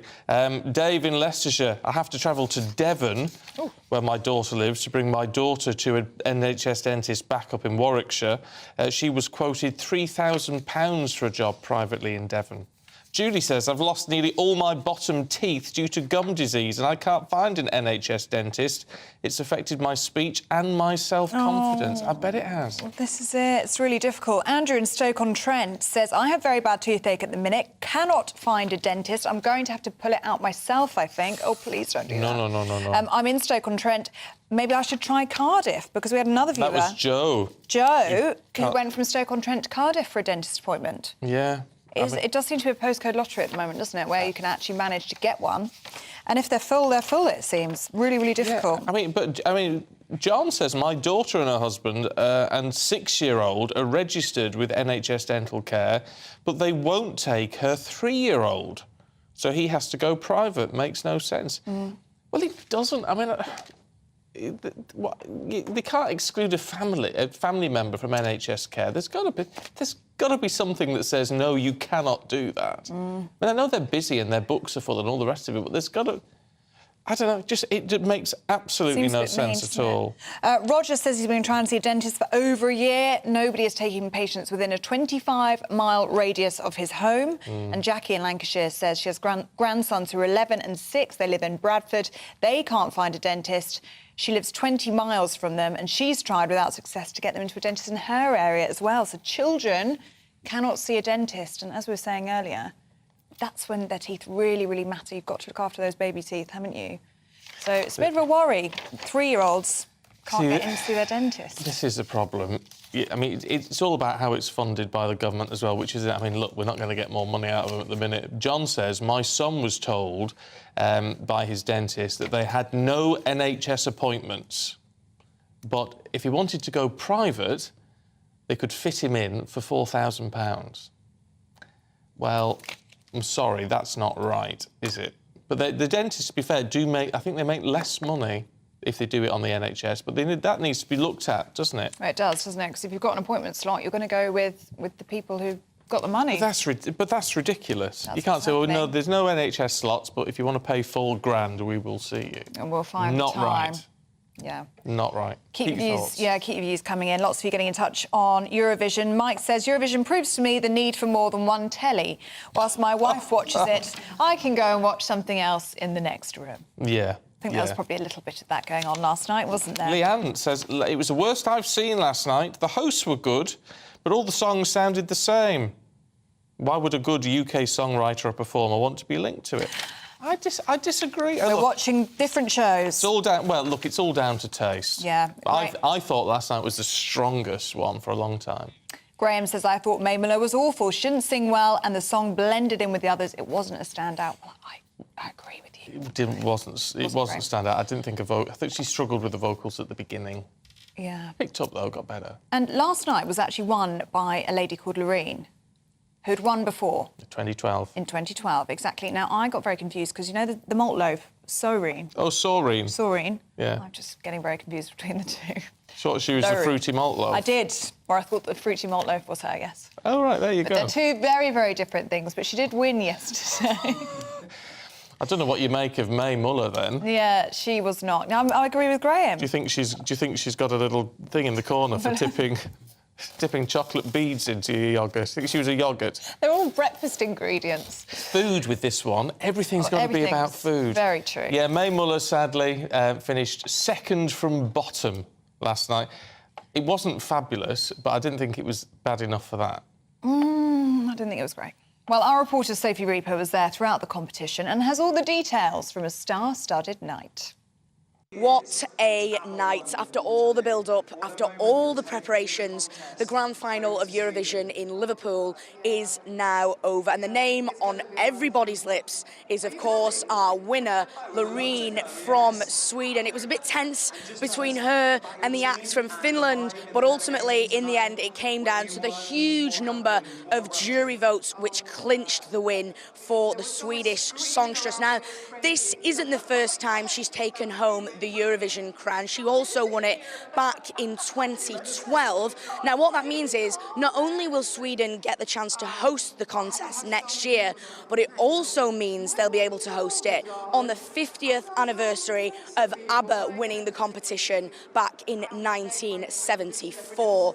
Now, it wasn't as great of a night for the UK, unfortunately. Our act, May Muller, came second to last, coming just above Germany. Now, that may have not been the best result for the UK, but as a whole, Liverpool and the United Kingdom put on a performance here at Eurovision that will be remembered for many, many years to come. She had a long day yesterday. She did. Still going strong, though. Stephanie Tetchy, always going strong, aren't you? Good morning. I try to. What do you reckon to it all? May Miller, I was a bit disappointed with her performance. I thought if you're going to be the last act of the night, go out with a bang. Knock it out the park. Yeah, like, really make people remember you. I think, obviously, if Britain's, like, people in this country could vote for May Miller, I don't think she would have finished last. But I don't think she had such a strong stage performance that other countries would have been moved to vote her, hence why we finished second to last. Yeah. But she's spoken of her disappointment online. She said on Twitter it wasn't really the night she had hoped for, but more than anything, she said she was proud of everyone, and I think that British spirit did come across yesterday from the crowds who were in the crowd watching, from Princess of Wales. There was very many touching moments for us Brits. I do think it's interesting. The May Muller track, if you watch the official video, right, it's actually quite good. Yeah. Whereas you've got things like Austria, which they came 15th, and even things like Joker Out, who didn't do particularly well. If you see them live, they're amazing. Great. But it doesn't come across on screen quite You so know what? much. It always depends what happens on the night. You know, through this whole song selection, I'm not surprised Sweden won, because it was always a two-legged race between Sweden and Finland, and obviously on the night the results have proven that night that way. But for the rest of the acts, they put a really good show on, including Germany, who were quite thrilling with their performance, their rock performance. Blood and glitter. Blood and glitter, indeed, it was that. But they finished last, and they're part of the Big Five. So we have the Big Five countries. They didn't do as well as I thought they would. It was a very odd performance from Germany, but it was a performance. It was a performance. It was extraordinary. I think this is the first Eurovision that has been highly talked about. Obviously, we've had the links with Ukraine, but I think it's that the talent have shown themselves and they've gone above and beyond. And it's quite interesting to see the direction of where Eurovision is going, because it's quite an international affair. Americans love it, Australians love it. So it's really putting Europe on the map. Yeah, and tell you who was put on the map yesterday.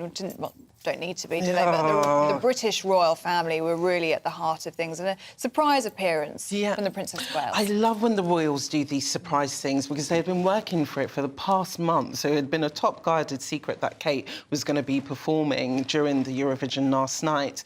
And, you know, she was wearing this amazing blue dress designed by Jenny Packham. And this is not the first time we've seen Kate perform on the piano. She'd done it around Christmas time at her Christmas Eve carol service.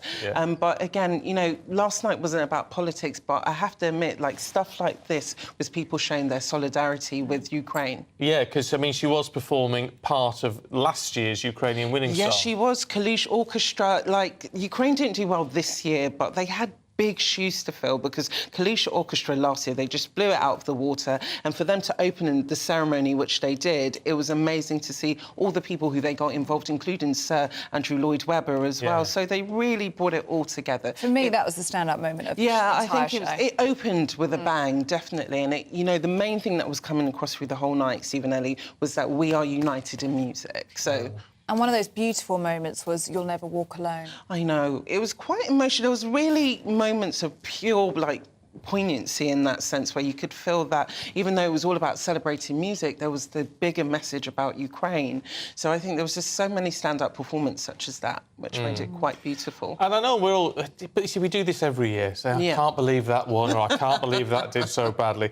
It wouldn't be Eurovision without the controversy, would it? No, we do need the controversy, as in with any awards show. You're not going to get everything smoothly, and people are not always going to agree with it, including because a lot of people online are saying, cha-cha-cha, Finland should have won. They won the public vote. Yeah, they won the public vote, but they didn't win the jury vote. So there's always going to be, you know, people who aren't going to be happy and controversial things like that when it comes to award shows. Do you think they will look at the way that the voting works in Eurovision? I think they're going to have to. I think, you know, it was a well-curated show, but I think when it comes to the point system, you know, even though Sweden did win, a lot of people saying Finland should be the right owners. So, you know, you're going to have to work that out in a way where it's kind of people can agree on it. Yeah. And there's no room for doubt. Yeah. Mind you, I'm not convinced that Finland wouldn't have dropped the glass trophy. I think they would have. They would have cha-cha'd that on the floor. They would have done. They would have done. But it was a great... I mean, what a great, catchy song. And then it's crackers. Yeah. And someone got in touch and said it was all just awful and dreadful. And yes, it sort of is. But that's Eurovision. And what I love about Eurovision, you just hear about these acts that you would have never heard of, and then you kind of get introduced to new music. Oh, here we go, Rachel. Sorry, Rachel. I gave Eurovision 20 minutes, but it was so dire I couldn't stand anymore. Dreadful songs, stupid performances. Oh, no. Well, the performances are a bit daft and over the top, but I don't know, that's part of the appeal. I don't know. It's weird. It's a weird thing. It's not fake. I think all these other award shows like the Grammys and all that is very pretentious, where I think Eurovision just gets rid of that. That's true, actually. Yeah. Very There's true. no pretension, it's just cheesiness. Yeah, pure cheese. You have to lean into the cheese. That's my motto in life. Lean onto the cheese. Lean into the cheese and you'll enjoy it. Yeah. Oh, fair point. Steph, good to see you. Thank you very much Thank you. indeed. Yeah, it's all that sort of thing, isn't it, where you've just got to embrace the madness. You do. There's always something to talk about, isn't there? It's absolutely brilliant. Yeah. Until next year, hey? Yeah, and we shall see what happens. So where is it going to be? It's going to be in Sweden next year, then, on the 50th anniversary of ABBA winning with Waterloo. Perfect, Which is really. nice. Actually, I can't argue with that. Yeah, it's I do feel a bit of a cheat. Is that the... Because I've got a friend who works in the media in Sweden. He's a Swedish journalist over there. Yeah. And we message periodically. My Swedish is terrible and his English isn't great, so it's a bit of a... but I had to send him a message this morning saying, "Oh, congratulations!" And I really... He also asked me if I voted for Loreen, and I was like, yes. No, Austria. Austria. Yeah, you stayed loyal to the end to your Austrians. I did, they were brilliant, but they were great live, came across much better live than they did on the night. Sorry. Didn't you? No. I was going to text you saying, well, that was a bad tip from you. Because it looked so good on YouTube. He came 15th, he did a lot better than we did. Oh, on 15th. He's loyal to the end, 15th sounds pretty good to me, the way they are. Anyway. Yeah. It is 13 minutes past 8. Let's take you through some of the other headlines. And the Royal College of Nursing union leader Pat Cullen wants the Health Secretary to restart pay negotiations with a proposed rise in double digits. Despite the fact she said she thought 5% was a good deal a few months ago. RCN members will ballot for a new strike action on May the 23rd. A truce between Israel and the militant Islamic Jihad group is in place, but fighting continued for a couple of hours after the agreement was met, with Israel's military saying they'd hit targets in response to rocket fire. It's hoped the truce will end the worst episode of cross-border fire since a 10-day war in 2021. Labour says it's going to create 80,000 jobs in the car industry. The party says it will part-finance 8 facilities. Under the plan, the West Midlands will get 28,000 jobs, the North West, 11,000.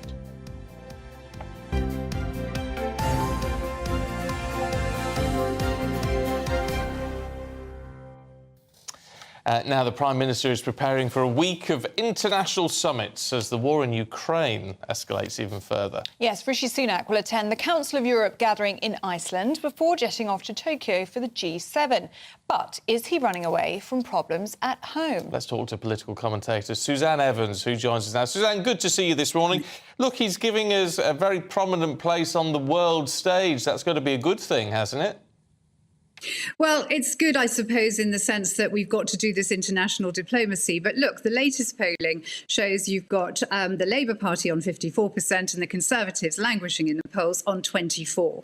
We had Priti Patel yesterday making a big speech in which she was challenging Rishi Sunak's leadership. There's going to be an election in the next 18 months. You might be forgiven for thinking that actually Rishi Sunak would be much better staying at home, trying to get those grassroots Conservative Conservatives back on board. You remember we've just had the local elections. The Conservatives are no longer the biggest group in local government for the first time in 20 years. It's all going to hell in a handcart back here. So whilst I'm sure it's great for Rishi to be rubbing shoulders with the elite overseas at these very important events and very important organisations, I think he really should be focusing a little bit more on his own public relations strategy here at home. And Suzanne, what do you make of that conference yesterday and the like of Jacob Rees-Mogg and Priti Patel, who were there? What do you think they are hoping to achieve? Do you think they want to reinstate Boris Johnson as leader, or do you think they want something else?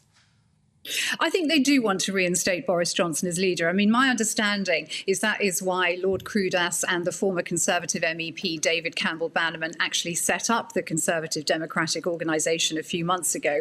And all credit to them, it's clearly going great guns. They've made a huge success about it already. If you've got a Conservative conference where you've got Priti Patel, former Home Secretary, speaking, and you've got Jacob Rees-Mogg, one of the most popular Conservative figures among the sort of Conservative right, plus, of course, there was a video message at that conference from Boris Johnson, and then clearly they're doing a good job. So, yes, I mean, it was set up because they did not like what they saw as the anti-democratic way in which Boris Johnson was ousted. And, of course, Rishi Sunak played a very important role in ousting Boris Johnson. And then, of course, the party members voted for Liz Truss. She was arguably, once she became Prime Minister, the victim of some kind of backstreet deal coup. So that, in a sense, angered the members who'd voted for her even more. So Rishi Sunak was not the person that the Conservative Party membership wanted to become leader of the party or PM. But the question is, what are they going... Sorry. No, well, I was just going to say, but isn't the goal of any political party to be re-elected at the next election, especially when there's one in the offing? And if they change leader again, even to someone who was elected in 2019, that's going to turn voters off. I mean, that's almost guaranteeing defeat at the next election, isn't it?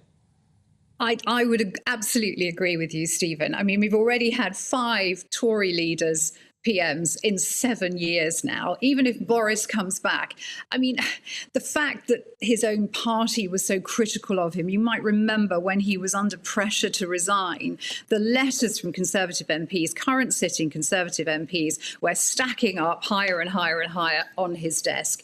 And that would give Labour Party massive opposition come the next election. They just reel out all those letters, all those comments that Boris's own MPs made about him, and I think it wouldn't do them any good at all.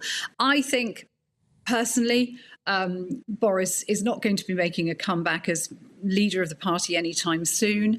I could be wrong. I have been wrong before. I'm sure I'll be wrong again. But that's my gut feeling, that whilst there is a core of the Conservative Party that would very much like to see him reinstated to power, I don't think it's going to happen. And if it does, I actually don't think it's going to benefit them in the long run. Suzanne, good to see you. Thanks very much indeed. Let us know if you'd like to see a Boris come back. Do you think that would be a wise idea for the Conservative Party? Let us know. I know a lot. I know at GBNews. There's always a lot of people who get in touch with Boris. Well, it's either love him or hate him. He's very Marmite. But a lot of people out there say, well, he's the one we voted for. Excuse me. But if you want to win at the next election, it's not the way to do it now, is it? Well, and if you're a Labour supporter, well, perhaps you do want to see Boris back, because in some respects that instability in government then that it would create is exactly what the Labour Party wants. Very interested to know what you think of that at home. Do let us know. Do stay with us, though, because we're going to be live at Wembley ahead of the Women's FA Cup final.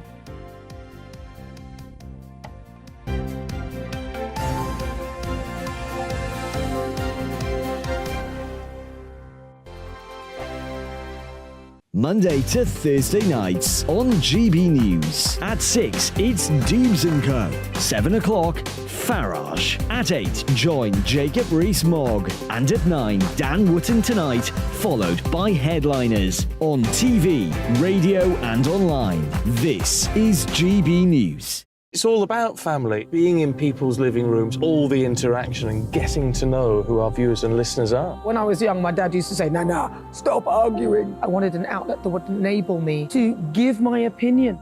People are going through a really hard time right now, and I know that you don't feel like you're being listened to by the establishment. I came to GB News because it's the People's Channel, and I want the audience to have their say on the events of the day. We're dynamic. We do something different. Democracy shows that the wisdom of the nation is in its people. I get to travel to find out what the story is from a personal perspective. The British people aren't fools. We know when we're not being told the full story. We've got to work out how Britain moves forward from this. It's the best country in the world. The establishment had their chance. Now we're here to represent your views. Britain's watching. Britain's watching. Britain's watching. We're proud to be GB News, The People's Channel. Britain's news channel. Westminster is going around in ever-decreasing circles, followed by the media. Britain is broken. How on earth did we get into this mess? But more importantly, how do we get out of it? Join me at 7 p.m, Mondays to Thursdays on Farage, here on GB News. We will have open, rational debate. We've got to work out how Britain moves forward from this. Join us here on GB News, the People's Channel. Britain is watching. I'm Jacob Rees-Mogg, the Member of Parliament for North East Somerset and a former government minister. For years, I've walked the corridors of power in both Westminster and the City of London. We need to have the arguments, the discussions on how we make it better. Crop failures, famine, war, suffering on a scale completely unimaginable. We are putting the cart before the horse. As Charles I said at the scaffold, he was the true defender of liberty. Yeah, I've completely derailed the conversation. Join me Monday to Thursday at 8 p.m. on GB News, Britain's news channel. GB News has its own late-night paper preview show, Headliners, where comedians take you through the next day's top news stories. You don't have to bother reading the newspaper, we've got it covered for you. Headliners, every night at 11 p.m. and repeated every morning at 5 a.m. We won't send you to sleep like some of the other paper review shows out there. GB News, the People's Channel, Britain's news channel. Join me, Camilla Tominey, on Sunday mornings from 9:30, taking the politicians to task and breaking out of SW1 to see how their decisions are affecting you across the UK. Bursting the Westminster bubble every Sunday morning, only on GB News, the People's Channel. Britain's watching. You've probably seen politicians interviewed 1,000 times, but we do it differently. We find out who they really are, we don't shout, we chat, and hopefully we bring a bit of light, not just heat. Did you know Kate Moss? Apparently. Do you have a pair of jeans or a pair of jeans? No, of course I don't. What would I do with them? My friends are like, oh my God, what's she doing now? Join me every Sunday at 6 for Gloria Meets, only on GB News, the People's Channel, Britain's news channel.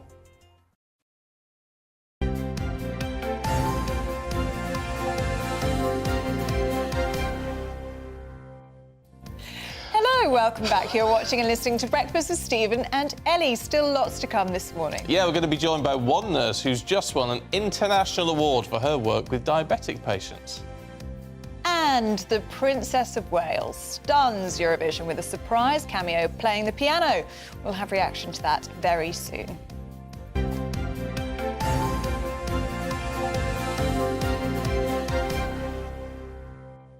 But first for you, tension building as Chelsea prepare to face Man United in the final of the Women's FA Cup. Well, serial winners Chelsea are aiming to win the FA Cup for the third year in a row, while Manchester United are looking to end the Blues streak in their first women's final. Well, for more, let's cross now to our reporter Theo Chacomba, who's at Wembley Stadium for us now. And Theo, there's a lot to play for, isn't there? There is indeed. Good morning from here at Wembley Stadium. In just a few hours' time, around 2:30, the match will be kicking off here at Wembley Stadium. Chelsea are favourites. Manchester United haven't beaten them in 9 attempts. They've only drawn 1 and lost the rest. But it's going to be a big game. Everything goes out the window usually when you come to cup finals, especially the FA Cup final. The match itself sold out. 90,000 tickets were sold, and officially on the 3rd of May, all of them have gone. So this place is going to be rocking come this afternoon. Once the match is finished, the Prince of Wales is going to be handing over the trophy to whichever team wins this afternoon. But in the last couple of weeks, fans have been hotly anticipating this game, saying anything can happen. Chelsea are favourites, particularly when it comes to the Women's Super League. They are second in the league at the moment. Manchester United are on top. but it is, of course, a few games are left. They've got 22 games in the league at the moment. Manchester United have played 20 and Chelsea have played 19 with a game in hand. So if they do win that game, they go back onto the top of the Super League. Over the last few years, some of the big teams have been Manchester City, Chelsea and Arsenal in the top of the Women's Super League, but Manchester United have made their way into that top pack at the moment. So they could finish in the top 3 this season if things go ahead. But today, huge game. Lots of people will be watching it and the fans are hotly anticipating this game in the next few hours as well. Lots to look forward to. Thank you so much, Theo. Really comprehensive analysis there. Brilliant stuff. And Aidan McGee joins us now. Aidan. Good to be with you. What are you thinking? Well, it's interesting this because United are the outliers. They were the club who were very late to the party when it came to women's football. I know somebody who's involved in as far back as 2009 in a feasibility study for the WSL. She worked for Manchester City and she suggested that City should get involved with it because with the onset of financial fair play, it's a bit like a tax return. If you invest in women's football, you can offset your FFP bill against your expenditure. So City and Chelsea, who had problems with FFP, were two of the clubs that got involved early. United are so commercially strong, they didn't really need to. So as I say, very late to the party, but they're top of the league at the moment, although they've played a game more than Chelsea, they're a point ahead. But if they could win the FA Cup today, then that's a real staging post for United. Their first major trophy, they only recently got promoted from the division below. So it really set them off running. And you always think that if Man United are so strong, as they have been historically in the men's game, they'll probably do the same in the women's as well. OK. Right, should we have a look at the Premier League now? Pochettino is back. Pochettino is back. Well, Poch to his Poch mates. is back. Good to see him back. 51 years old. He's just had a spell in France. He won the league there and he won the cup. He didn't win a trophy at Tottenham, but that's not the full story, Ellie. I mean, I remember he was at Southampton 10 years ago, January 2013. I actually did his first interview in English football, although he did it in Spanish. And I could just tell he was somebody who was destined for the top. Did you know what he was talking about then? Do you speak Spanish? No, I don't, but I could tell that he could... He just looked a bit irritated. No, he can't look at it. He never looks irritated. He's such a nice fella. He really, really is. And so he understood my questions, I could tell. Southampton, who were his employees at the time, were quite happy with the fact that he wasn't speaking English because they could control what he said. When he went to Tottenham, they decided that you can't really be a manager of a top 6 club with a global profile if you can't speak English, so they let him speak English. So to say that he didn't win a trophy at Tottenham is looking at it in too black and white a term, because he lifted them into the top 4 regularly. They finished runners-up in the Premier League in 2017 behind Leicester. They got to a League Cup final, which they lost to Chelsea, and they got to the Champions League final in 2019, an outrageously good achievement there. As I say, he's had a spell in France. He's coming to Chelsea having spent £600 million in the last 2 windows. He's got players to work with. The infrastructure is there. The stadium's going to be redone in the next few years. The training ground's outstanding. And he's got something to prove. I think it's good when a manager has a little bit to prove, and he'll lift the place in a way that maybe Frank Lampard just didn't do, because he's a bit of an intense character, Frank Lampard.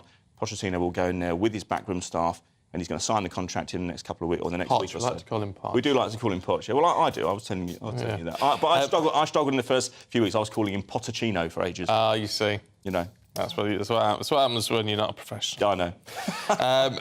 Now, there's been all this controversy. We've been talking about guests all morning. Yeah. About, Rishi Sunak is leaving the country this week. He's heading out to Iceland, and then he's heading to Tokyo.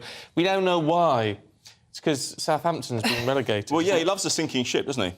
And so he went down to Southampton yesterday, who he supports. His parents famously had a chemist down there, didn't they? He's only mentioned it once or twice in dispatches.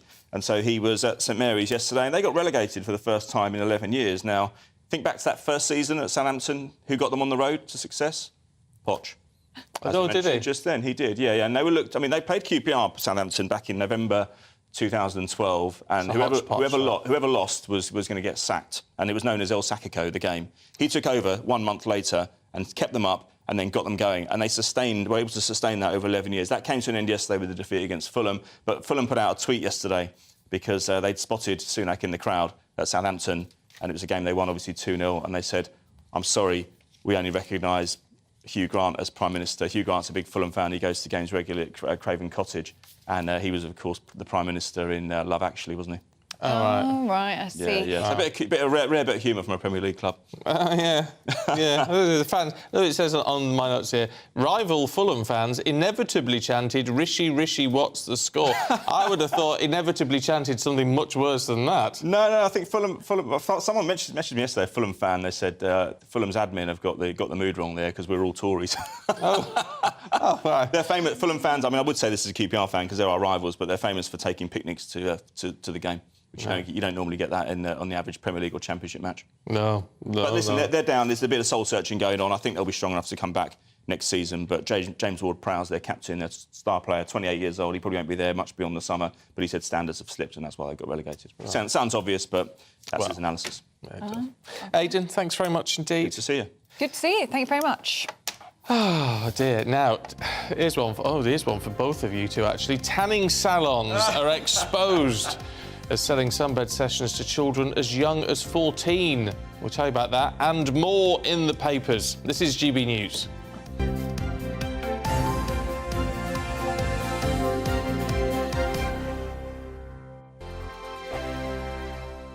I joined GB News because I was sick and tired of not hearing my views being represented, not just mine, but so many people that I knew and spoke to. I just couldn't get my voice out there. I couldn't say anything, I couldn't do anything. Whatever the narrative was, I kind of had to follow it. GB News is there to provide a voice for those who have been ignored by the establishment media. We think different things, we've got a different style. GB News is here to be optimistic and positive about the future. It's real kind of dynamic and flowing, with the audience very much at the heart of it, like a big family.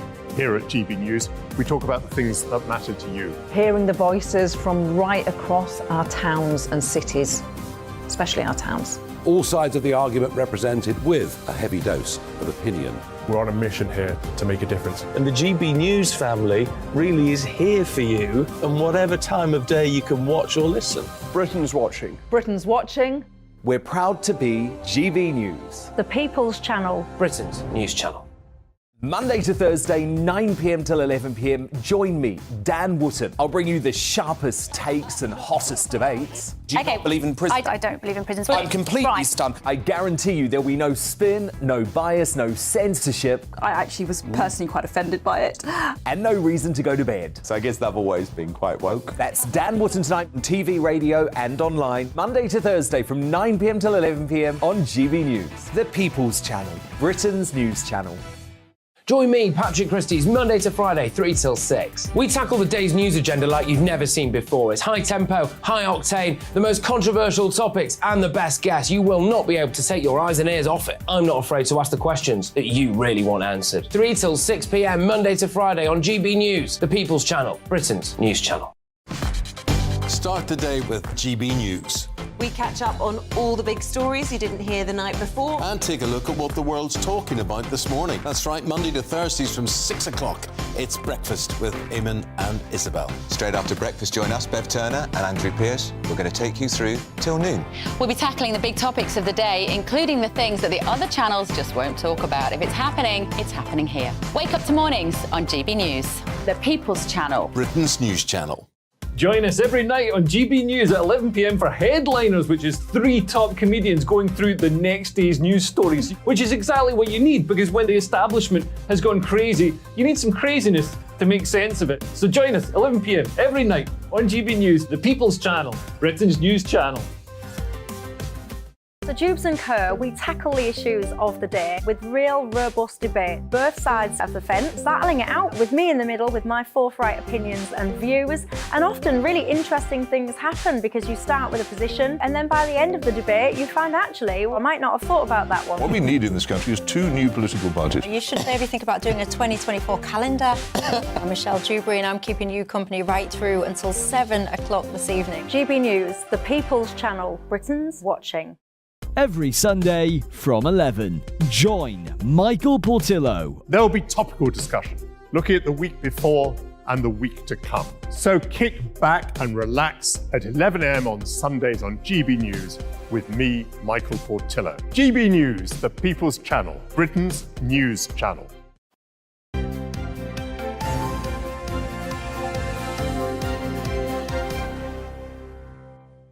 Morning to you, it's 8:35. This is Breakfast with Stephen and Ellie. Sorry, my chair is so squeaky. Is that you? Yes, sorry. We need WD-40 in this place like you wouldn't believe. Yeah. Get on your hands and knees, wouldn't you? And WD-40 all the chair. I had to fix a chair earlier on today, didn't I? Because a leg had fallen off. He is a fixer-upper. He's very, very good. In the makeup room, in fact. In the makeup room. She was like, get on your knees and fix this chair. And he did it. Right, well, let's go through Sunday's headlines. And joining us to do that is editor of Spiked Online, Tom Slater, and the author, Nikki Hodgson. Good morning to both of you. Morning. And Nikki, we're going to start in the Telegraph with pregnant women on small boats. They could get special status. Yeah, so there's been lots of debate, obviously, in the Commons and then in the Lords about the illegal migration bill. It's now in the Lords, and the Lords are currently, well, blocking it, I suppose. And one of the reasons they are doing is because there's no exemption for pregnant women and how long they're detained when they arrive in Britain under this new law. So traditionally, in the 2016 Immigration Act, there was a clause that said you couldn't hold a pregnant woman for longer than 72 hours. And they haven't actually mirrored that as of yet. And what they are debating is that because the Lords are saying, well, it's inhumane on all levels to all people, maybe if they add that clause and say, well, OK, we will make sure that pregnant women are better treated, then it might pass through the Lords. So basically, pregnant women are kind of being used as, I don't know, they've been used to appease the Lords to get this bill through. Yeah. The thing is, the Lords are so adamant that it's inhumane on all levels to all people. They just don't mind it being inhumane to some people if pregnant women get this is the but if the Lords go for it, that's the point. You know, it's what the government is trying to get through. I mean, I have kind of mixed feelings about this because I don't actually think. I mean, I've just been pregnant. I've just had my baby. She's 12 weeks old. And it's true that when you are pregnant, you do feel very vulnerable. And you are vulnerable because, there's two of you, basically. And you're at risk of all kinds of different illnesses and stressful situations. And, if a pregnant woman gets very ill or, loses the baby in kind of like custody or in your time, the ramifications are absolutely awful. But on the other hand, I don't think that my life was worth more at that point than anybody else's just because I was pregnant. Do you know what I mean? So I suppose I don't really see why the Lords would accept it. And if they do, well, more fool them, in my opinion, because if they are having a backbone and saying we don't think it's humane for anyone, then they shouldn't go along with this. Yeah. Tom, what do you make of that? Well, I think the tricky situation here is that when the Lords are meddling with anything like this, they're going to be a bit more circumspect because they don't want to be seen to be standing in the way of the elected House of Commons. So it's the sort of thing where, again, they're going to want to find a way to do this in such a way that, again, allows them to sort of flex the muscles but also doesn't interfere too much because that's when you can get in a lot of trouble. I mean, it's been interesting actually to see the level of at least rhetorical opposition. I mean, you saw the Archbishop of Canterbury getting involved in the past week and so on.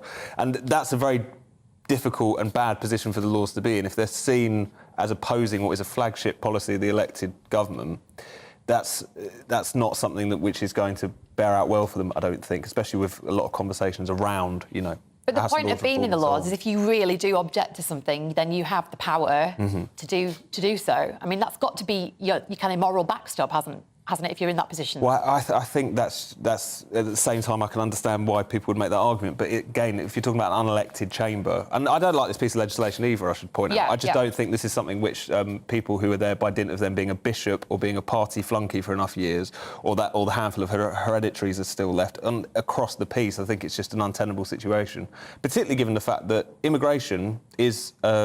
It's not the main issue in the country right now, but it is a big issue. It's an issue that the Conservative Party have been returned to government time and time again to tackle. And so if you're in a situation where, again, the sort of great and good unelected set are trying to interfere, it's just, from a democratic standpoint, regardless of how you feel about this piece of legislation, I think it's a bad thing. But then the thing I would say about the Archbishop of Canterbury is that, he's there to, kind of care for people. He's got a pastoral role in society in general.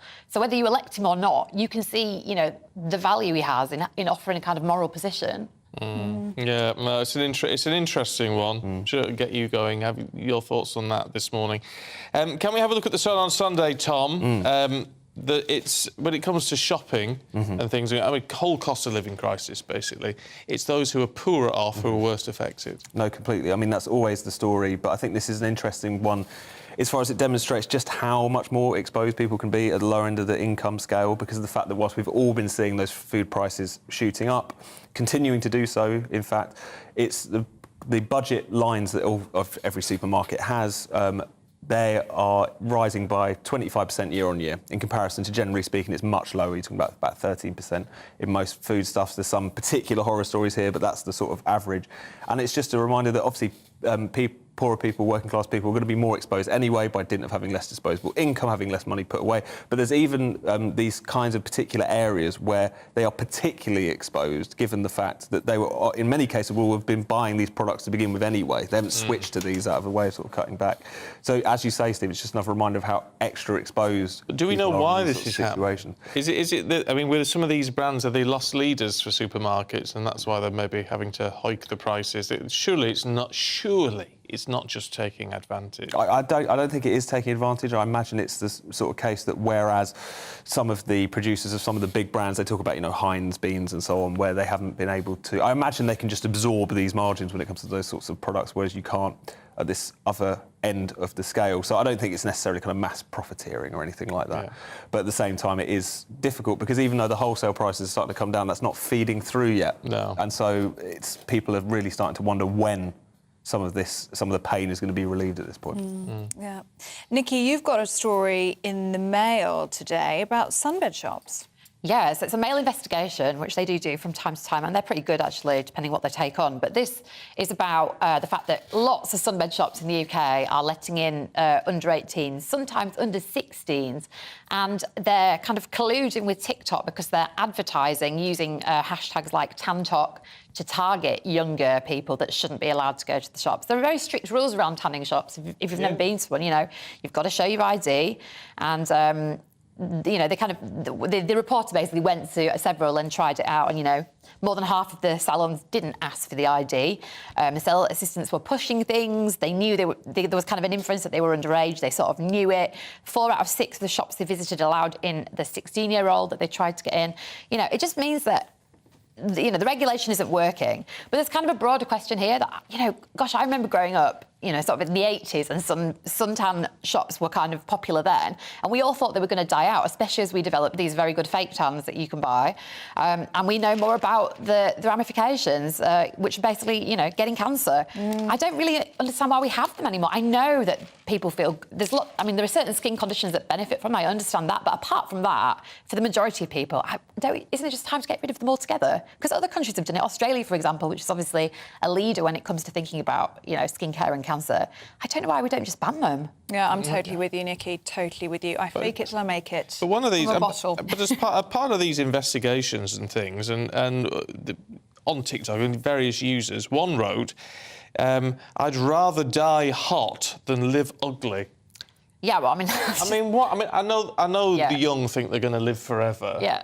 But how stupid is that? Well, it's just depressing, isn't it, thinking that you just rather be miserable, unhappy, and potentially have cancer than be attracted by your standards. It's such a warped mindset, isn't it? It's that you need to be tanned to be attractive. Yeah, no, it's such a kind of strange situation when you see so much sort of focus being put on that. But I guess these are always going to be the kind of outliers, the crazy cases, whatever. But again, if you're talking about something which has an age restriction on it by law, that not being enforced is obviously going to be a big problem, because we all know about the consequences of tanning salons and so on, but if it's an adult making that choice, I think that's the arrangement that we've come to. So if that's not being enforced, that's got to be cracked Isn't down. it ridiculous, though? It's fashion. It's fashion to have a tan, basically. It was always the fashion to be very pale. That's why where posh comes from, isn't it? Being posh. Yes, because you don't look like you've been in the fields all day. Port out, starboard home. So yes, what they used to yeah. do on the boats. To stay on the port side out, starboard side home, so you don't get the sun. Yeah, but also, I don't know, in Roman times, you had to be pale because otherwise it looked like you worked in the fields if you had a tan. So it's just fashion that comes around. Yeah. Tom, you've got a story in The Star about fry-ups. Food again. Food. So this, no, exactly. I'm starving, yes. So it's a story here about, essentially, other countries around the world attempts at a full English. And they can't do it. Getting it They wrong. can't even make a cup of tea. Exactly. Never mind a full English. This is a problem. And some of the images we're talking about here, I'm not sure if we've got them on screen, but, we've got an American attempt which seems to have a sort of steak next to the usual kind of eggs and so on. We've got an attempt here from Venezuela, which seems to have a sort of avocado, what looks like a sort of plantain, some kidney beans. It's all gone horrendously wrong here. So, I mean, on social media, you don't have to go far for them to be... It's basically a banana, isn't it? Or something similar to a banana. Exactly. It's got a banana with a fry-up. It's all gone terribly wrong. wrong. Lord. Is that chili con carne? Look at what camera do you want this on? Can't hear anybody. No. Look at that. It looks like a large chili con carne in the middle of that one.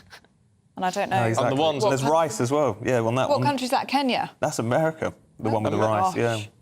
I mean, honestly, that's disgusting. Do you know what? When I went to the US, I was in Miami and I went to get beans because I'm a Brit, you know, you need beans with your breakfast. And they were like infused with like brown sugar. They were really sweet. vile. And I had sweet, sickly beans on my fry up. It was awful.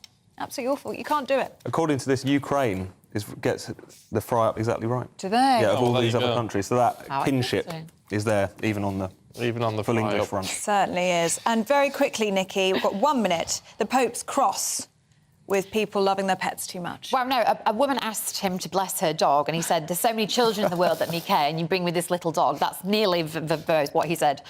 Why can't you bless everything if you know it's a life and you love it? I don't understand the point. I think his issue was that she said, "Can you bless my child?" And the child turned out to be. Okay, important, very important. There. Try to trick him. Child. Yes, okay. Which is why he's then gone on to say, "Thou shalt have more." That makes more sense. That makes more sense. But you know, the Pope doesn't have any children. It's all right for him to tell everyone else to have them. It doesn't make any sense. No, well. Well, this is the point Stephen made yesterday. It is the point I made. He doesn't know what he's asking. And he's never going to have to deal with the consequences himself. So, No. apart from all the blessings he's going to do when all these kids appear. Yeah, exactly. I'll get bored of that soon enough, won't I? Here's another one. Here's another one. No, well, look, I don't know. Not to mock His Holiness, but it's just... There you go. Well, Timmy's my... Well, I don't think... Would you want to get Timmy blessed? No. Oh. He's blessed enough. He lives with us. He lives a life of right. It's like he's won the lottery. He gets better health care than we do. Yeah. Anything wrong with him is straight down the vet. Gets seen the same day. Honestly. He's look, blessed enough. He's blessed enough. Good to see you both this morning. Thank See you you. very much indeed. Doesn't need a papal blessing because he lives with you. Well, it's true. It's true. He's a very lucky cat and he's Yeah. very, very loved. He is a very lucky I give cat. thanks for him every day. Honestly, I can't. What Okay. about you do? I just work with you. Got All tears in my eyes. Get off then. No. Well, are we like Holland Philly? Holland Philly? Phil and Holly. Phil and Holly. Because there's a thing in one of the papers about relationships that go horribly wrong. And I can't remember which paper it is now. Holland Philly. It's all going pear-shaped for them. So there you go. It's... Oh, just stop. Oh, here we go, because it's Anthea and Eamon. Because remember them? I mean, when they worked on GMTV. Anyway, It's a fallout between a TV husband it's a and fallout. wife. Happy ever after score, 0 out of 10. But they get on now. That's the thing. They get on now. It's light at the end of the tunnel. Maybe Phil and Holly. Has it been confirmed if they're going to be on this morning tomorrow together? We're not sure. No, it doesn't say. Oh, we'll have to But see it tomorrow says morning. the Mail on Sunday says Holly cuts ties with Philip. And there you go. Wow. Drama. Well, you've got something. You can do the same. What? Cut ties with you? Yeah. Ah, well, there's always time. Might do. We're being yelled at now. We'll get on to this bit in a second. Here we go. Sweden was crowned winner of Eurovision last night. Loreen, or as Ellie thought she was called, Soreen, has become one of only 2 singers to win the contest twice. Meanwhile, May Muller-Rice finished second from last.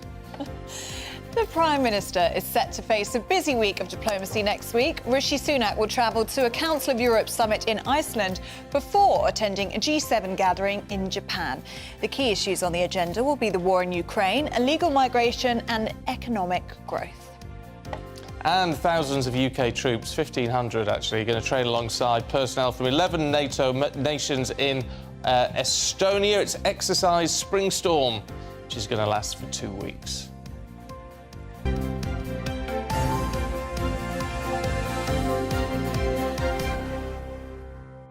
Now, I haven't organised this next story myself, though I am a type 1 diabetic, so I see a DSN very regularly. It's amazing work that they do, the diabetic specialist nurses. Anyway, one of them has won an amazing prize.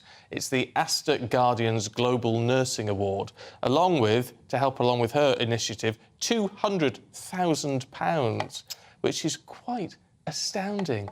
It's Margaret Shepherd, and she joins us in the studio this morning. Congratulations.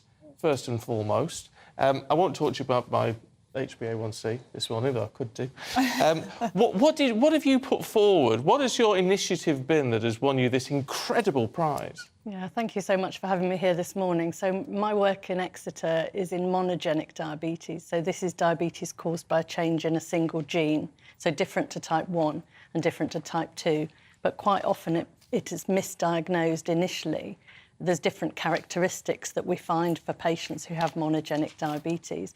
We know that 3.6% of all individuals diagnosed with diabetes below 25 have monogenic diabetes or diabetes caused by a single gene, but often it's maybe thought to be type 1 diabetes initially. And so my work has been in raising awareness about how to identify these rare genetic types of diabetes so that patients can get the most appropriate treatment and diagnosis for their condition. So what's the difference then? I mean, it's a different cause, but does that then mean different styles of treatment? Yes, absolutely. So if I talk you through perhaps one of the easier ones for people to remember, it's patients with what we call neonatal diabetes. So their diabetes is actually diagnosed within the first 6 months of life. And that accounts for 1 in 100,000 live births. So across the world, that's 1,400 babies with neonatal diabetes every year. And of those, following a genetic test, half of them don't need insulin treatment. They're better treated with tablets. So by making that diagnosis can tremendously impact on that individual's quality of life, and also for individuals in countries of the world where insulin's expensive, not that easily accessible, getting the right diagnosis is crucially important. There are 50,000 other entrants for this award, so you have done absolutely incredibly to have won, and obviously nursing means so much to you. How does it feel to win this award? I was completely astounded, to be honest. The other candidates I was up against, the other finalists, were just fantastic. And listening to their stories, I was so humbled, the work that they were doing. I think we made a real bond just in the couple of days that I met the other finalists. They were all amazing. And I think it's a great opportunity with this Astor Guardians Award to highlight the diversity of nursing in the UK, but across the world as well. You know, nursing's an amazing profession. I've been doing it for over 40 years. I love what I do. I've got there's lots of roles within nursing that often aren't publicised, specialist roles, as you say, and great opportunities to make a difference to patient care. Well, that's what's really important. Well, that's the thing I always find because as you can imagine, I spend a lot of time talking to nurses and consultants and all the rest of it, is the ones when you get to know them and they take a real interest in your path, your progression, your health.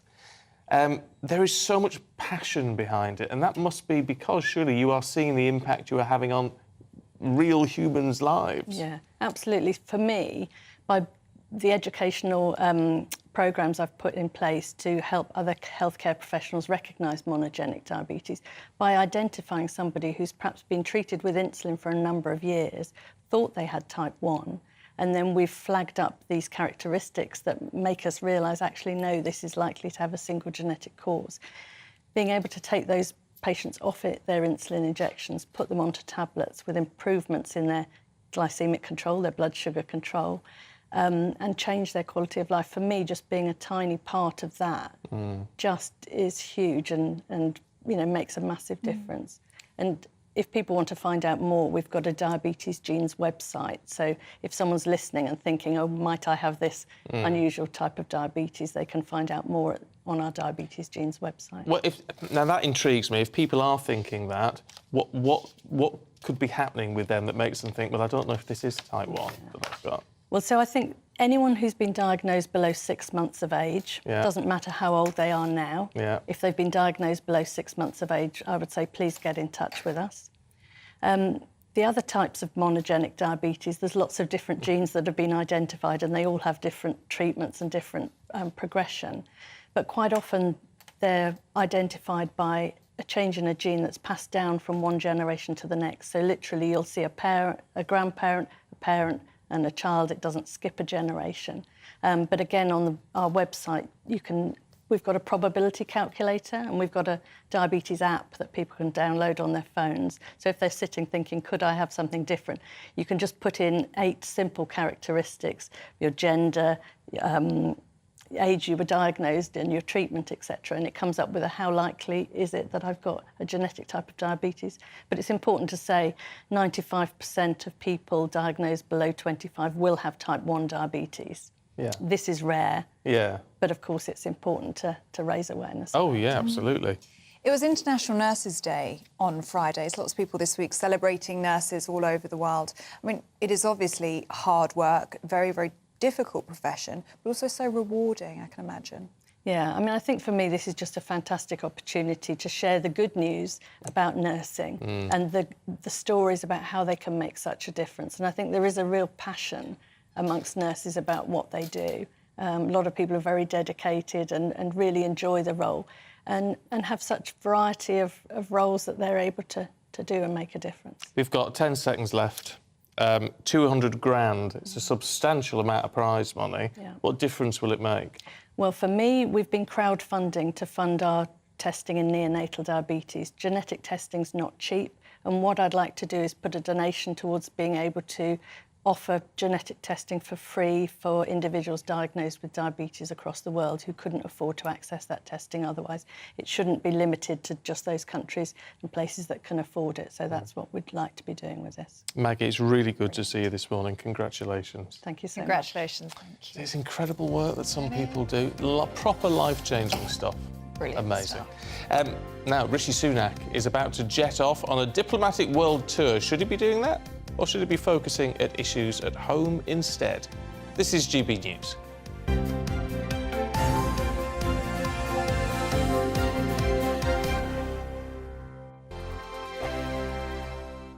Monday to Thursday nights on GB News. At 6, it's Dubes & Co. 7 o'clock, Farage. At 8, join Jacob Rees-Mogg. And at 9, Dan Wootton Tonight, followed by Headliners. On TV, radio and online. This is GB News. It's all about family, being in people's living rooms, all the interaction and getting to know who our viewers and listeners are. When I was young, my dad used to say, Nana, stop arguing. I wanted an outlet that would enable me to give my opinion. People are going through a really hard time right now, and I know that you don't feel like you're being listened to by the establishment. I came to GB News because it's the People's Channel and I want the audience to have their say on the events of the day. We're dynamic. We do something different. Democracy shows that the wisdom of the nation is in its people. I get to travel to find out what the story is from a personal perspective. The British people aren't fools. We know when we're not being told the full story. We've got to work out how Britain moves forward from this. It's the best country in the world. The establishment had their chance. Now we're here to represent your views. Britain's watching. Britain's watching. Britain's watching. We're proud to be GB News. The People's Channel. Britain's news channel. Westminster is going around in ever-decreasing circles, followed by the media. Britain is broken. How on earth did we get into this mess? But more importantly, how do we get out of it?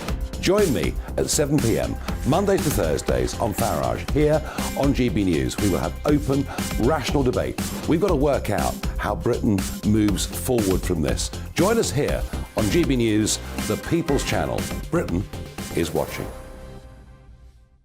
I'm Jacob Rees-Mogg, the Member of Parliament for North East Somerset and a former government minister. For years, I've walked the corridors of power in both Westminster and the City of London. We need to have the arguments, the discussions on how we make it better. Crop failures, famine, war, suffering on a scale completely unimaginable. We are putting the cart before the horse. As Charles I said at the scaffold, he was the true defender of liberty. Yeah, I've completely derailed the conversation. Join me Monday to Thursday at 8 p.m. on GB News, Britain's news channel. GB News has its own late-night paper preview show, Headliners, where comedians take you through the next day's top news stories. You don't have to bother reading the newspaper, we've got it covered for you. Headliners, every night at 11 p.m. and repeated every morning at 5 a.m. We won't send you to sleep like some of the other paper review shows out there. GB News, the People's Channel, Britain's news channel.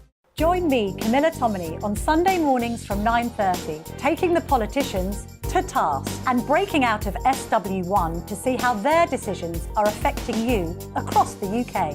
Bursting the Westminster bubble every Sunday morning, only on GB News, the People's Channel. Britain's watching. You've probably seen politicians interviewed 1,000 times, but we do it differently. We find out who they really are, we don't shout, we chat, and hopefully we bring a bit of light, not just heat. Did you know Kate Moss? Apparently. Do you have a pair of jeans or a pair of jeans? No, of course I don't. What would I do with them? My friends are like, oh my God, what's she doing now? Join me every Sunday at 6 for Gloria Meets, only on GB News, the People's Channel, Britain's news channel.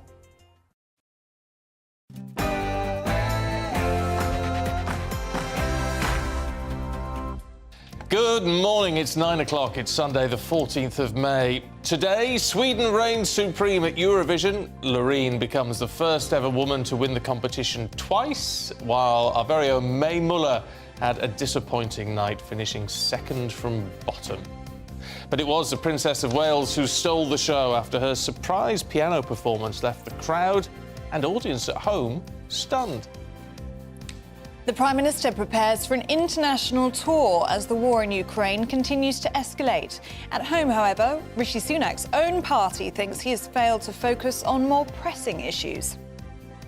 And could time be up for TikTok? Well, calls are growing for the widely popular app to be banned. But how real is the danger?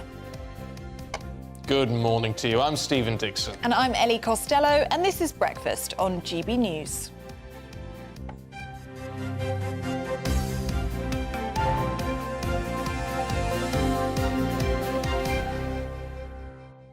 I'll tell you what, the emails have gone mad this morning over dentistry, and so many of you are really, really struggling. So many of you have pulled out your own teeth. Yeah, but it's not all bad. It's not all bad news. Mel in Sunderland says we've had private dental treatment through a provider, which costs my wife and I £1 a day each. We can phone up and often get an appointment the same day if we need to. Well, that's good. That's pretty good, isn't it? Norma says at 78, my husband and I both need a new top set of teeth, and we can't afford it. We've now got to pay £50 each for a prescription before they can see the clinical dental technician for repairs and things on the old dentures. Not good, is it? Not good at all. I'll just leave you with this one. Sean says, all the emails that you've got concerning no dentistry and people pulling their own teeth should be sent to 10 Downing Street in a GB News dispatch box. This is shameful. Oh, it is pretty grim. Pretty isn't grim, it? Well, isn't it? the PM won't be there to receive that dispatch box at the moment. He's preparing for a week of international summits as the war in Ukraine escalates even further. Yes, Rishi Sunak will attend the Council of Europe gathering in Iceland before jetting off to Tokyo for the G7. But is he running away from problems at home? Well, of course, Camilla Tominey will be here at 9:30, and she joins us now, because obviously you're going to be covering all of this sort of stuff today. And what's intriguing about a lot of the criticism of Rishi Sunak hitting the world stage is coming from his own backbenchers at a meeting in Bournemouth yesterday. Yes, I know. Everything went bonkers in Bournemouth because we had this Conservative Democrat organisation conference where effectively it's a gathering of Tories that kind of want to bring back Boris Johnson. Now, interestingly, the former Prime Minister didn't even attend and sent a video message instead, which perhaps sums up the Johnson administration. On one hand, you could say these people are being really backward-looking. You know, Rishi Sunak's in the driving seat now. He's working very hard behind the scenes. But I think there are some in the party that are frustrated with this steady-as-she-goes sort of let's just maintain the status quo approach. They don't want to return to Trussonomics with the execution of massive tax cuts and other quite extreme policies, obviously unsettling the market. But I think there are Tories like Priti Patel saying you're just not speaking to the people on the doorstep. You've got lots of Tories totally disaffected by the current state of things. That criticism of 13 years of Tory rule keeps on coming back to haunt them.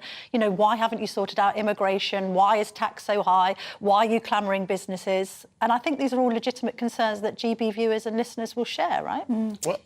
It's confusing, though, for people looking in from the outside, because if we're looking at a general election at the end of this year or the early part of next year, why would you want to show yourselves looking so fractured? What are these that gathered at our conference yesterday? What are they trying to achieve? The problem with the Tories, Ellie, is that they have got a history of eating themselves, right? There's always going to be fractious relationships between left and right within the party. Brexit continues to drive a wedge, so you've got this concern over this retained EU law bill being diluted. They were meant to scrap 4,000 EU laws, including ones on bendy bananas and all the rest of it, and in fact they're only going to get rid of about 600. Kemi Badenoch, who was a darling of the right, is being criticised for kind of looking weak on Brexit. So again, you've got this kind of two-sided debate. You've also had Tobias Ellwood, who's on the left of the party, saying, oh, you know, we're all in hock to all of these right-wing extremists that want this pure Brexit. Oh. So the party's eating itself as ever. Who's capitalising? Labour. Their manifesto has been leaked. I'm going to be asking Jonathan Reynolds about this on the show later. He's the Shadow Business Secretary. Labour's manifesto seems to be suggesting stuff like, we want more strikes, we want people to be able to work from home if they want to, we don't want people to be called after hours. This is what Angela Rayner thinks, you know, it's unfair on workers. So they want to take a bit more of a French approach. I'm not sure that's what grows the economy, Stephen. And at the same time, I'd love to tell my editor, I don't want to receive a call after 5:30. Or this lot behind us. Can you imagine? Don't contact us out of hours. I mean, it'd be very nice, but we wouldn't last in the job very long. No, and I've got Grant Shapps coming on, the energy security and...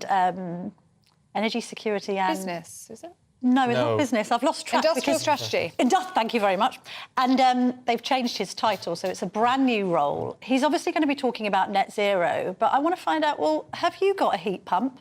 And if you have, are you willing to spend up to 10 grand to potentially, if British Gas is anything to go by, make your house colder?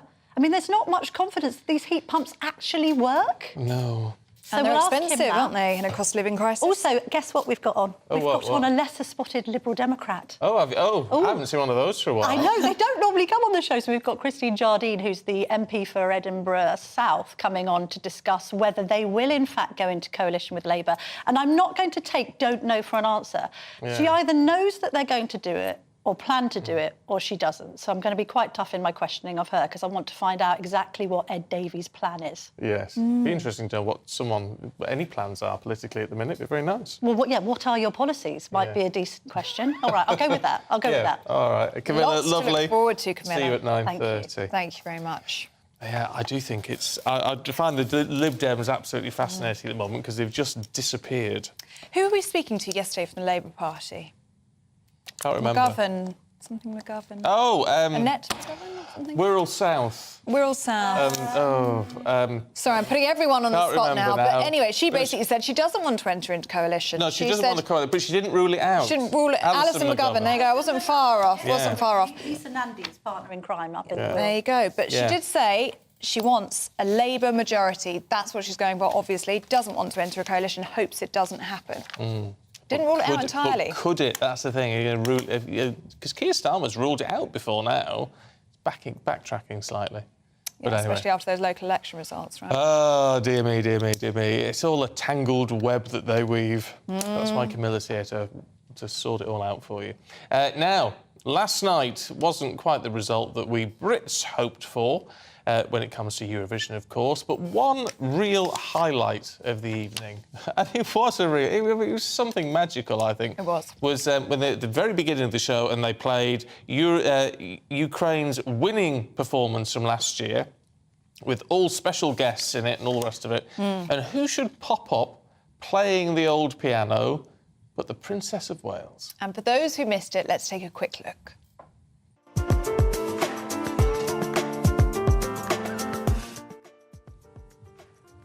See, it was so brief.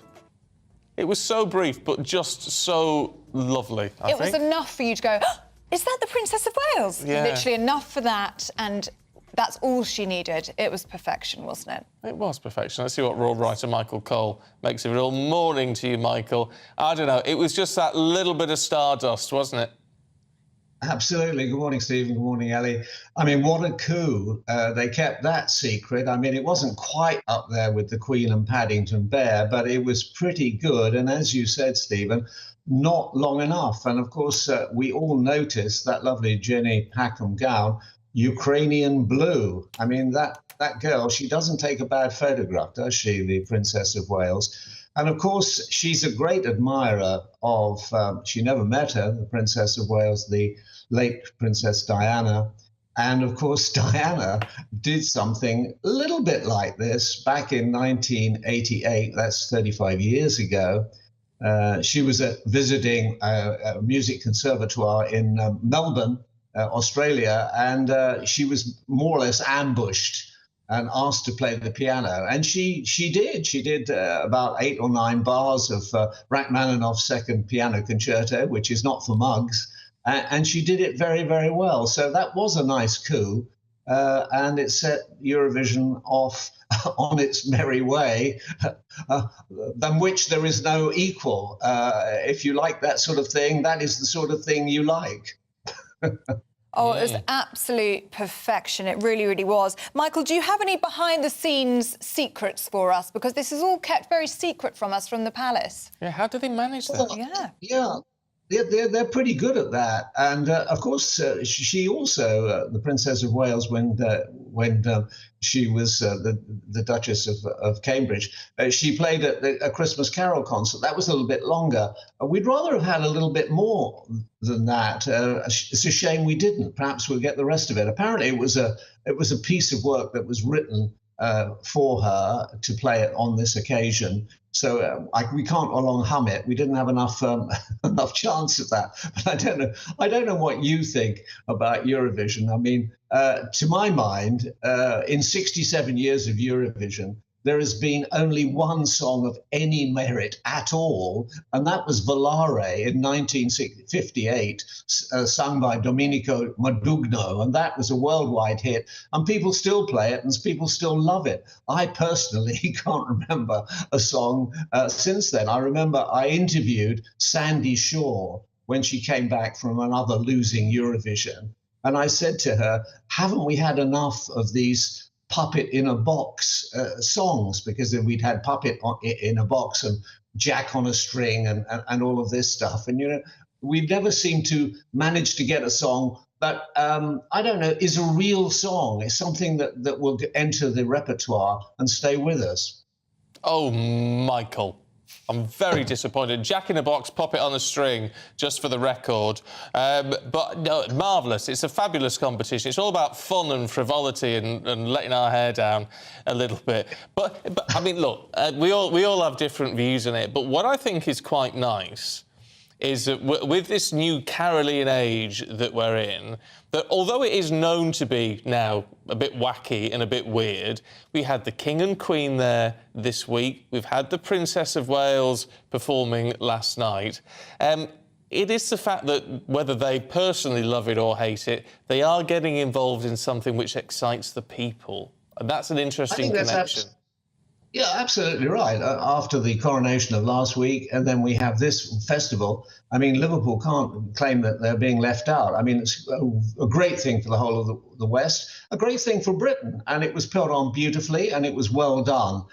Incidentally, I've got a piece in the Sunday Express today which reflects on the coronation of last week and said that the key moment, I don't know whether you two agree with me, was when Prince William leaned forward, Prince of Wales, and kissed his father's cheek. And before that, the king had looked, to my mind, a little bit uneasy, even a sort of slightly tetchy, as the bishops were circling round him and he was invested with the orb and sceptre, the symbols of earthly power. But at that moment, he sat back and he smiled, and there were sort of tears in his eyes, because I think he felt very, very, very strongly that the succession was sure. That Prince William was there to continue the House of Windsor when in due course, when he becomes king in due course, and that was very, very important. And I think that was a key moment.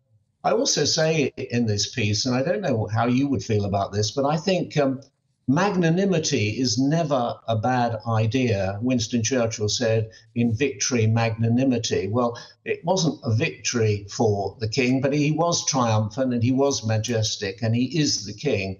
And I think it would be wonderful if he were to restore posthumously the title HRH, Her Royal Highness, to the late Princess of Wales, because it would cost nothing. It could be done by letters patent.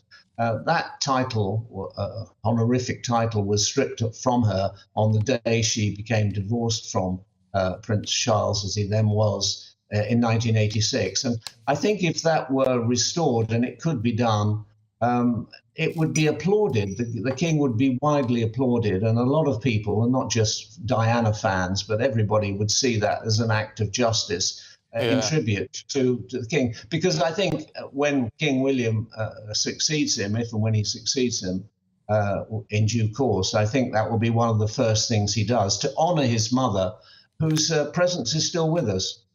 Well, maybe so. It's an interesting point for debate. Michael, good to see you this morning. Thanks very much indeed.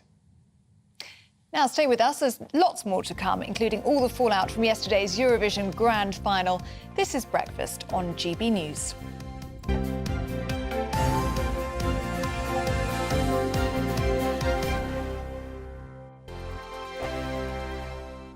I joined GB News because I was sick and tired of not hearing my views being represented, not just mine, but so many people that I knew and spoke to. I just couldn't get my voice out there. I couldn't say anything. I couldn't do anything. Whatever the narrative was, I kind of had to follow it. GB News is there to provide a voice for those who have been ignored by the establishment media. We think different things, we've got a different style. GB News is here to be optimistic and positive about the future. It's real kind of dynamic and flowing, with the audience very much at the heart of it, like a big family.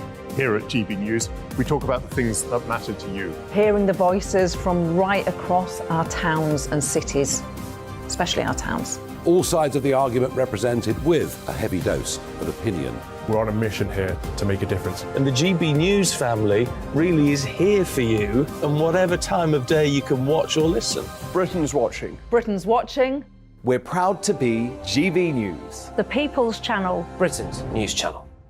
Monday to Thursday, 9 p.m. till 11 p.m. Join me, Dan Wootton. I'll bring you the sharpest takes and hottest debates. Do you not believe in prison? I don't believe in prison. I'm completely stunned. I guarantee you there'll be no spin, no bias, no censorship. I actually was personally quite offended by it.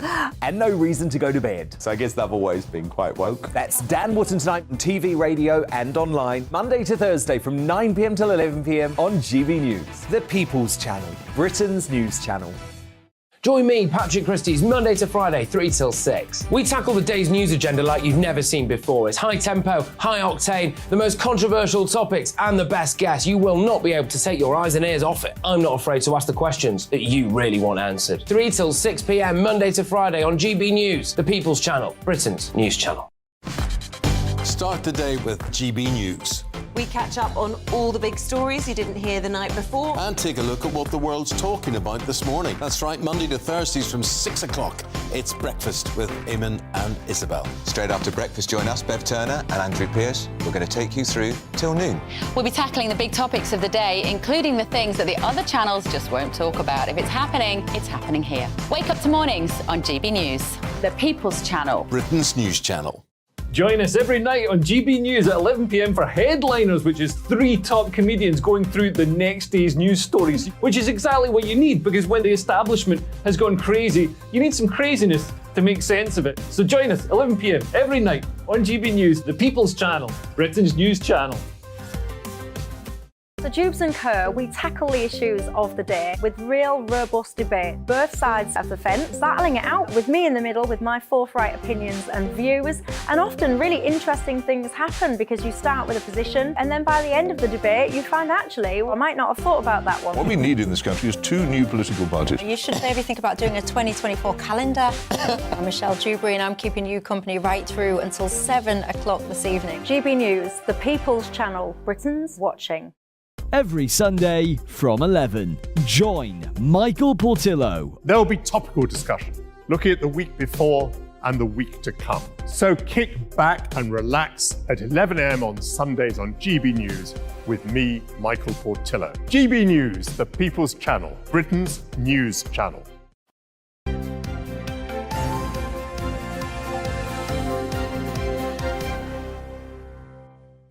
9:19, good morning to you. This is Breakfast with Stephen and Ellie.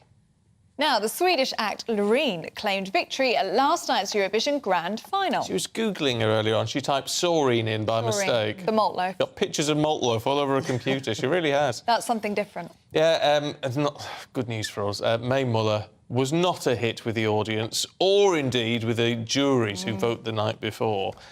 She didn't get very good scores from both. She finished second from last. Well, we're joined now by our lovely Stephanie Tetchy. Good morning to you, Stephanie. Morning. What did you make of it all? Gosh, I was really disappointed with Mae Muller. I know she's had a lot of controversy ahead of the ceremony, so I was like, oh, I don't know how it's going to influence her votes.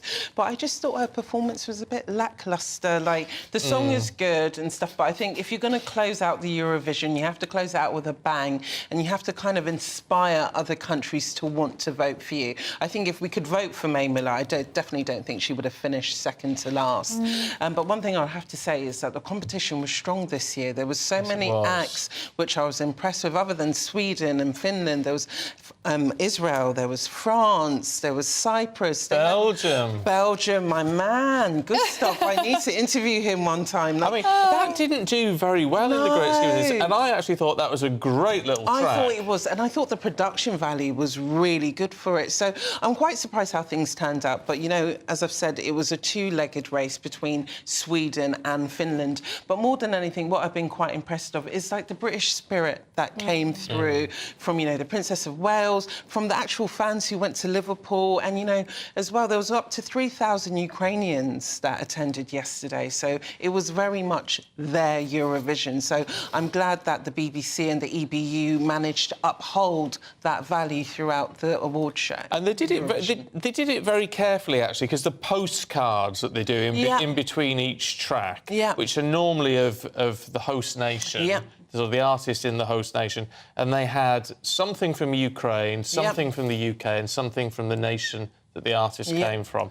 And I thought that was very nicely done. I like that. It was just a merging of the cultures, because one of the strap lines throughout the whole Eurovision is music unites, united in music. So all these cultures were just united last night, which was, I think, quite lovely. I know the big talking point was Zelensky not being able to have a speech during the Eurovision, but I think it was probably the right thing in the end. I changed my mind because I thought there was so many touches of solidarity with Ukraine where I think it probably would have taken it in a different direction. Yeah, and one of those touches was, of course, the Princess of Wales. Oh, very gosh. beautiful. Is there nothing poignant she can't moment? do? I know. It was just, I wasn't expecting that. When they said there was a surprise act, I was thinking it was going to be someone from the Beatles, Paul McCartney. I was not expecting Kate, and they managed to keep that as a top-guarded secret for a very long time. And I know royals and politics do not really mix, but her wearing that blue Jenny Packham gown is definitely a nod to Ukraine, I think. Yeah, it was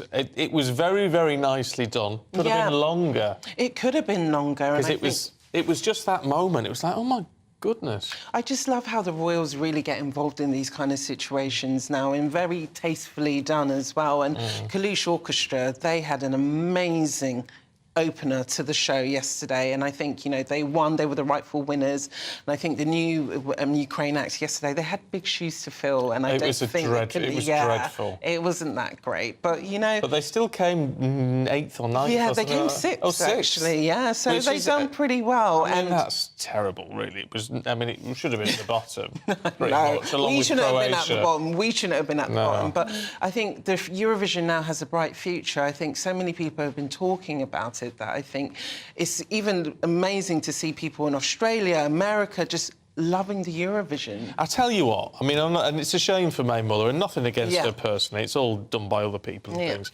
But this was a huge win for Britain. It was. Yesterday, actually, as an event. Yeah, and I don't think it was very much about the song that she was... I don't think it was about Mae Muller. I think it was just about the country hosting Ukraine and putting our British spin on it. Yeah. And to be honest, I might say a bit biased, but I don't think no other country could have put it off the way we did. Not like that. Yeah, not in Liverpool as well. Yeah. Well, we quite literally stepped up to the plate, didn't we? We You know, we did. hosted when Ukraine couldn't, and I do think we were successful in putting Ukraine centre stage and nodding to it everywhere you could, but also putting on a really good show and a really good party.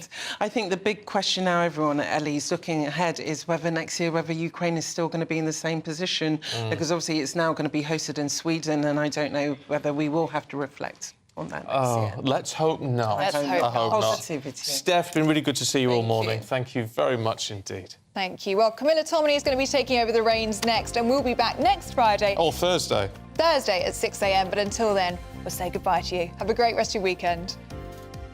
Good morning and welcome to your latest GB News weather forecast from the Met Office. I'm Greg Dewhurst. Well, we'll see rain across parts of Scotland, Northern Ireland through the day, but then it looks like we'll see a fine day for England and Wales. This is the weather front that's bringing the outbreaks of rain. It slowly pushes its way southeastwards Sunday and into Monday and introduces actually cooler air across for many of us by the end of the day. This morning, a wet start across Northern Ireland, parts of Scotland. Some of this rain could be heavy at times. England and Wales generally quite cloudy, some mist and murk to start with, but it should brighten up as the morning moves on. Some hazy spells of sunshine. In the warmth of the day, we could see a few showers across central parts, but most places will be dry. The weather front by the end of the afternoon stretches into parts of southern Scotland, northern England and North Wales. Temperatures in the sunshine reaching the low 20s, fresher behind the weather front across Scotland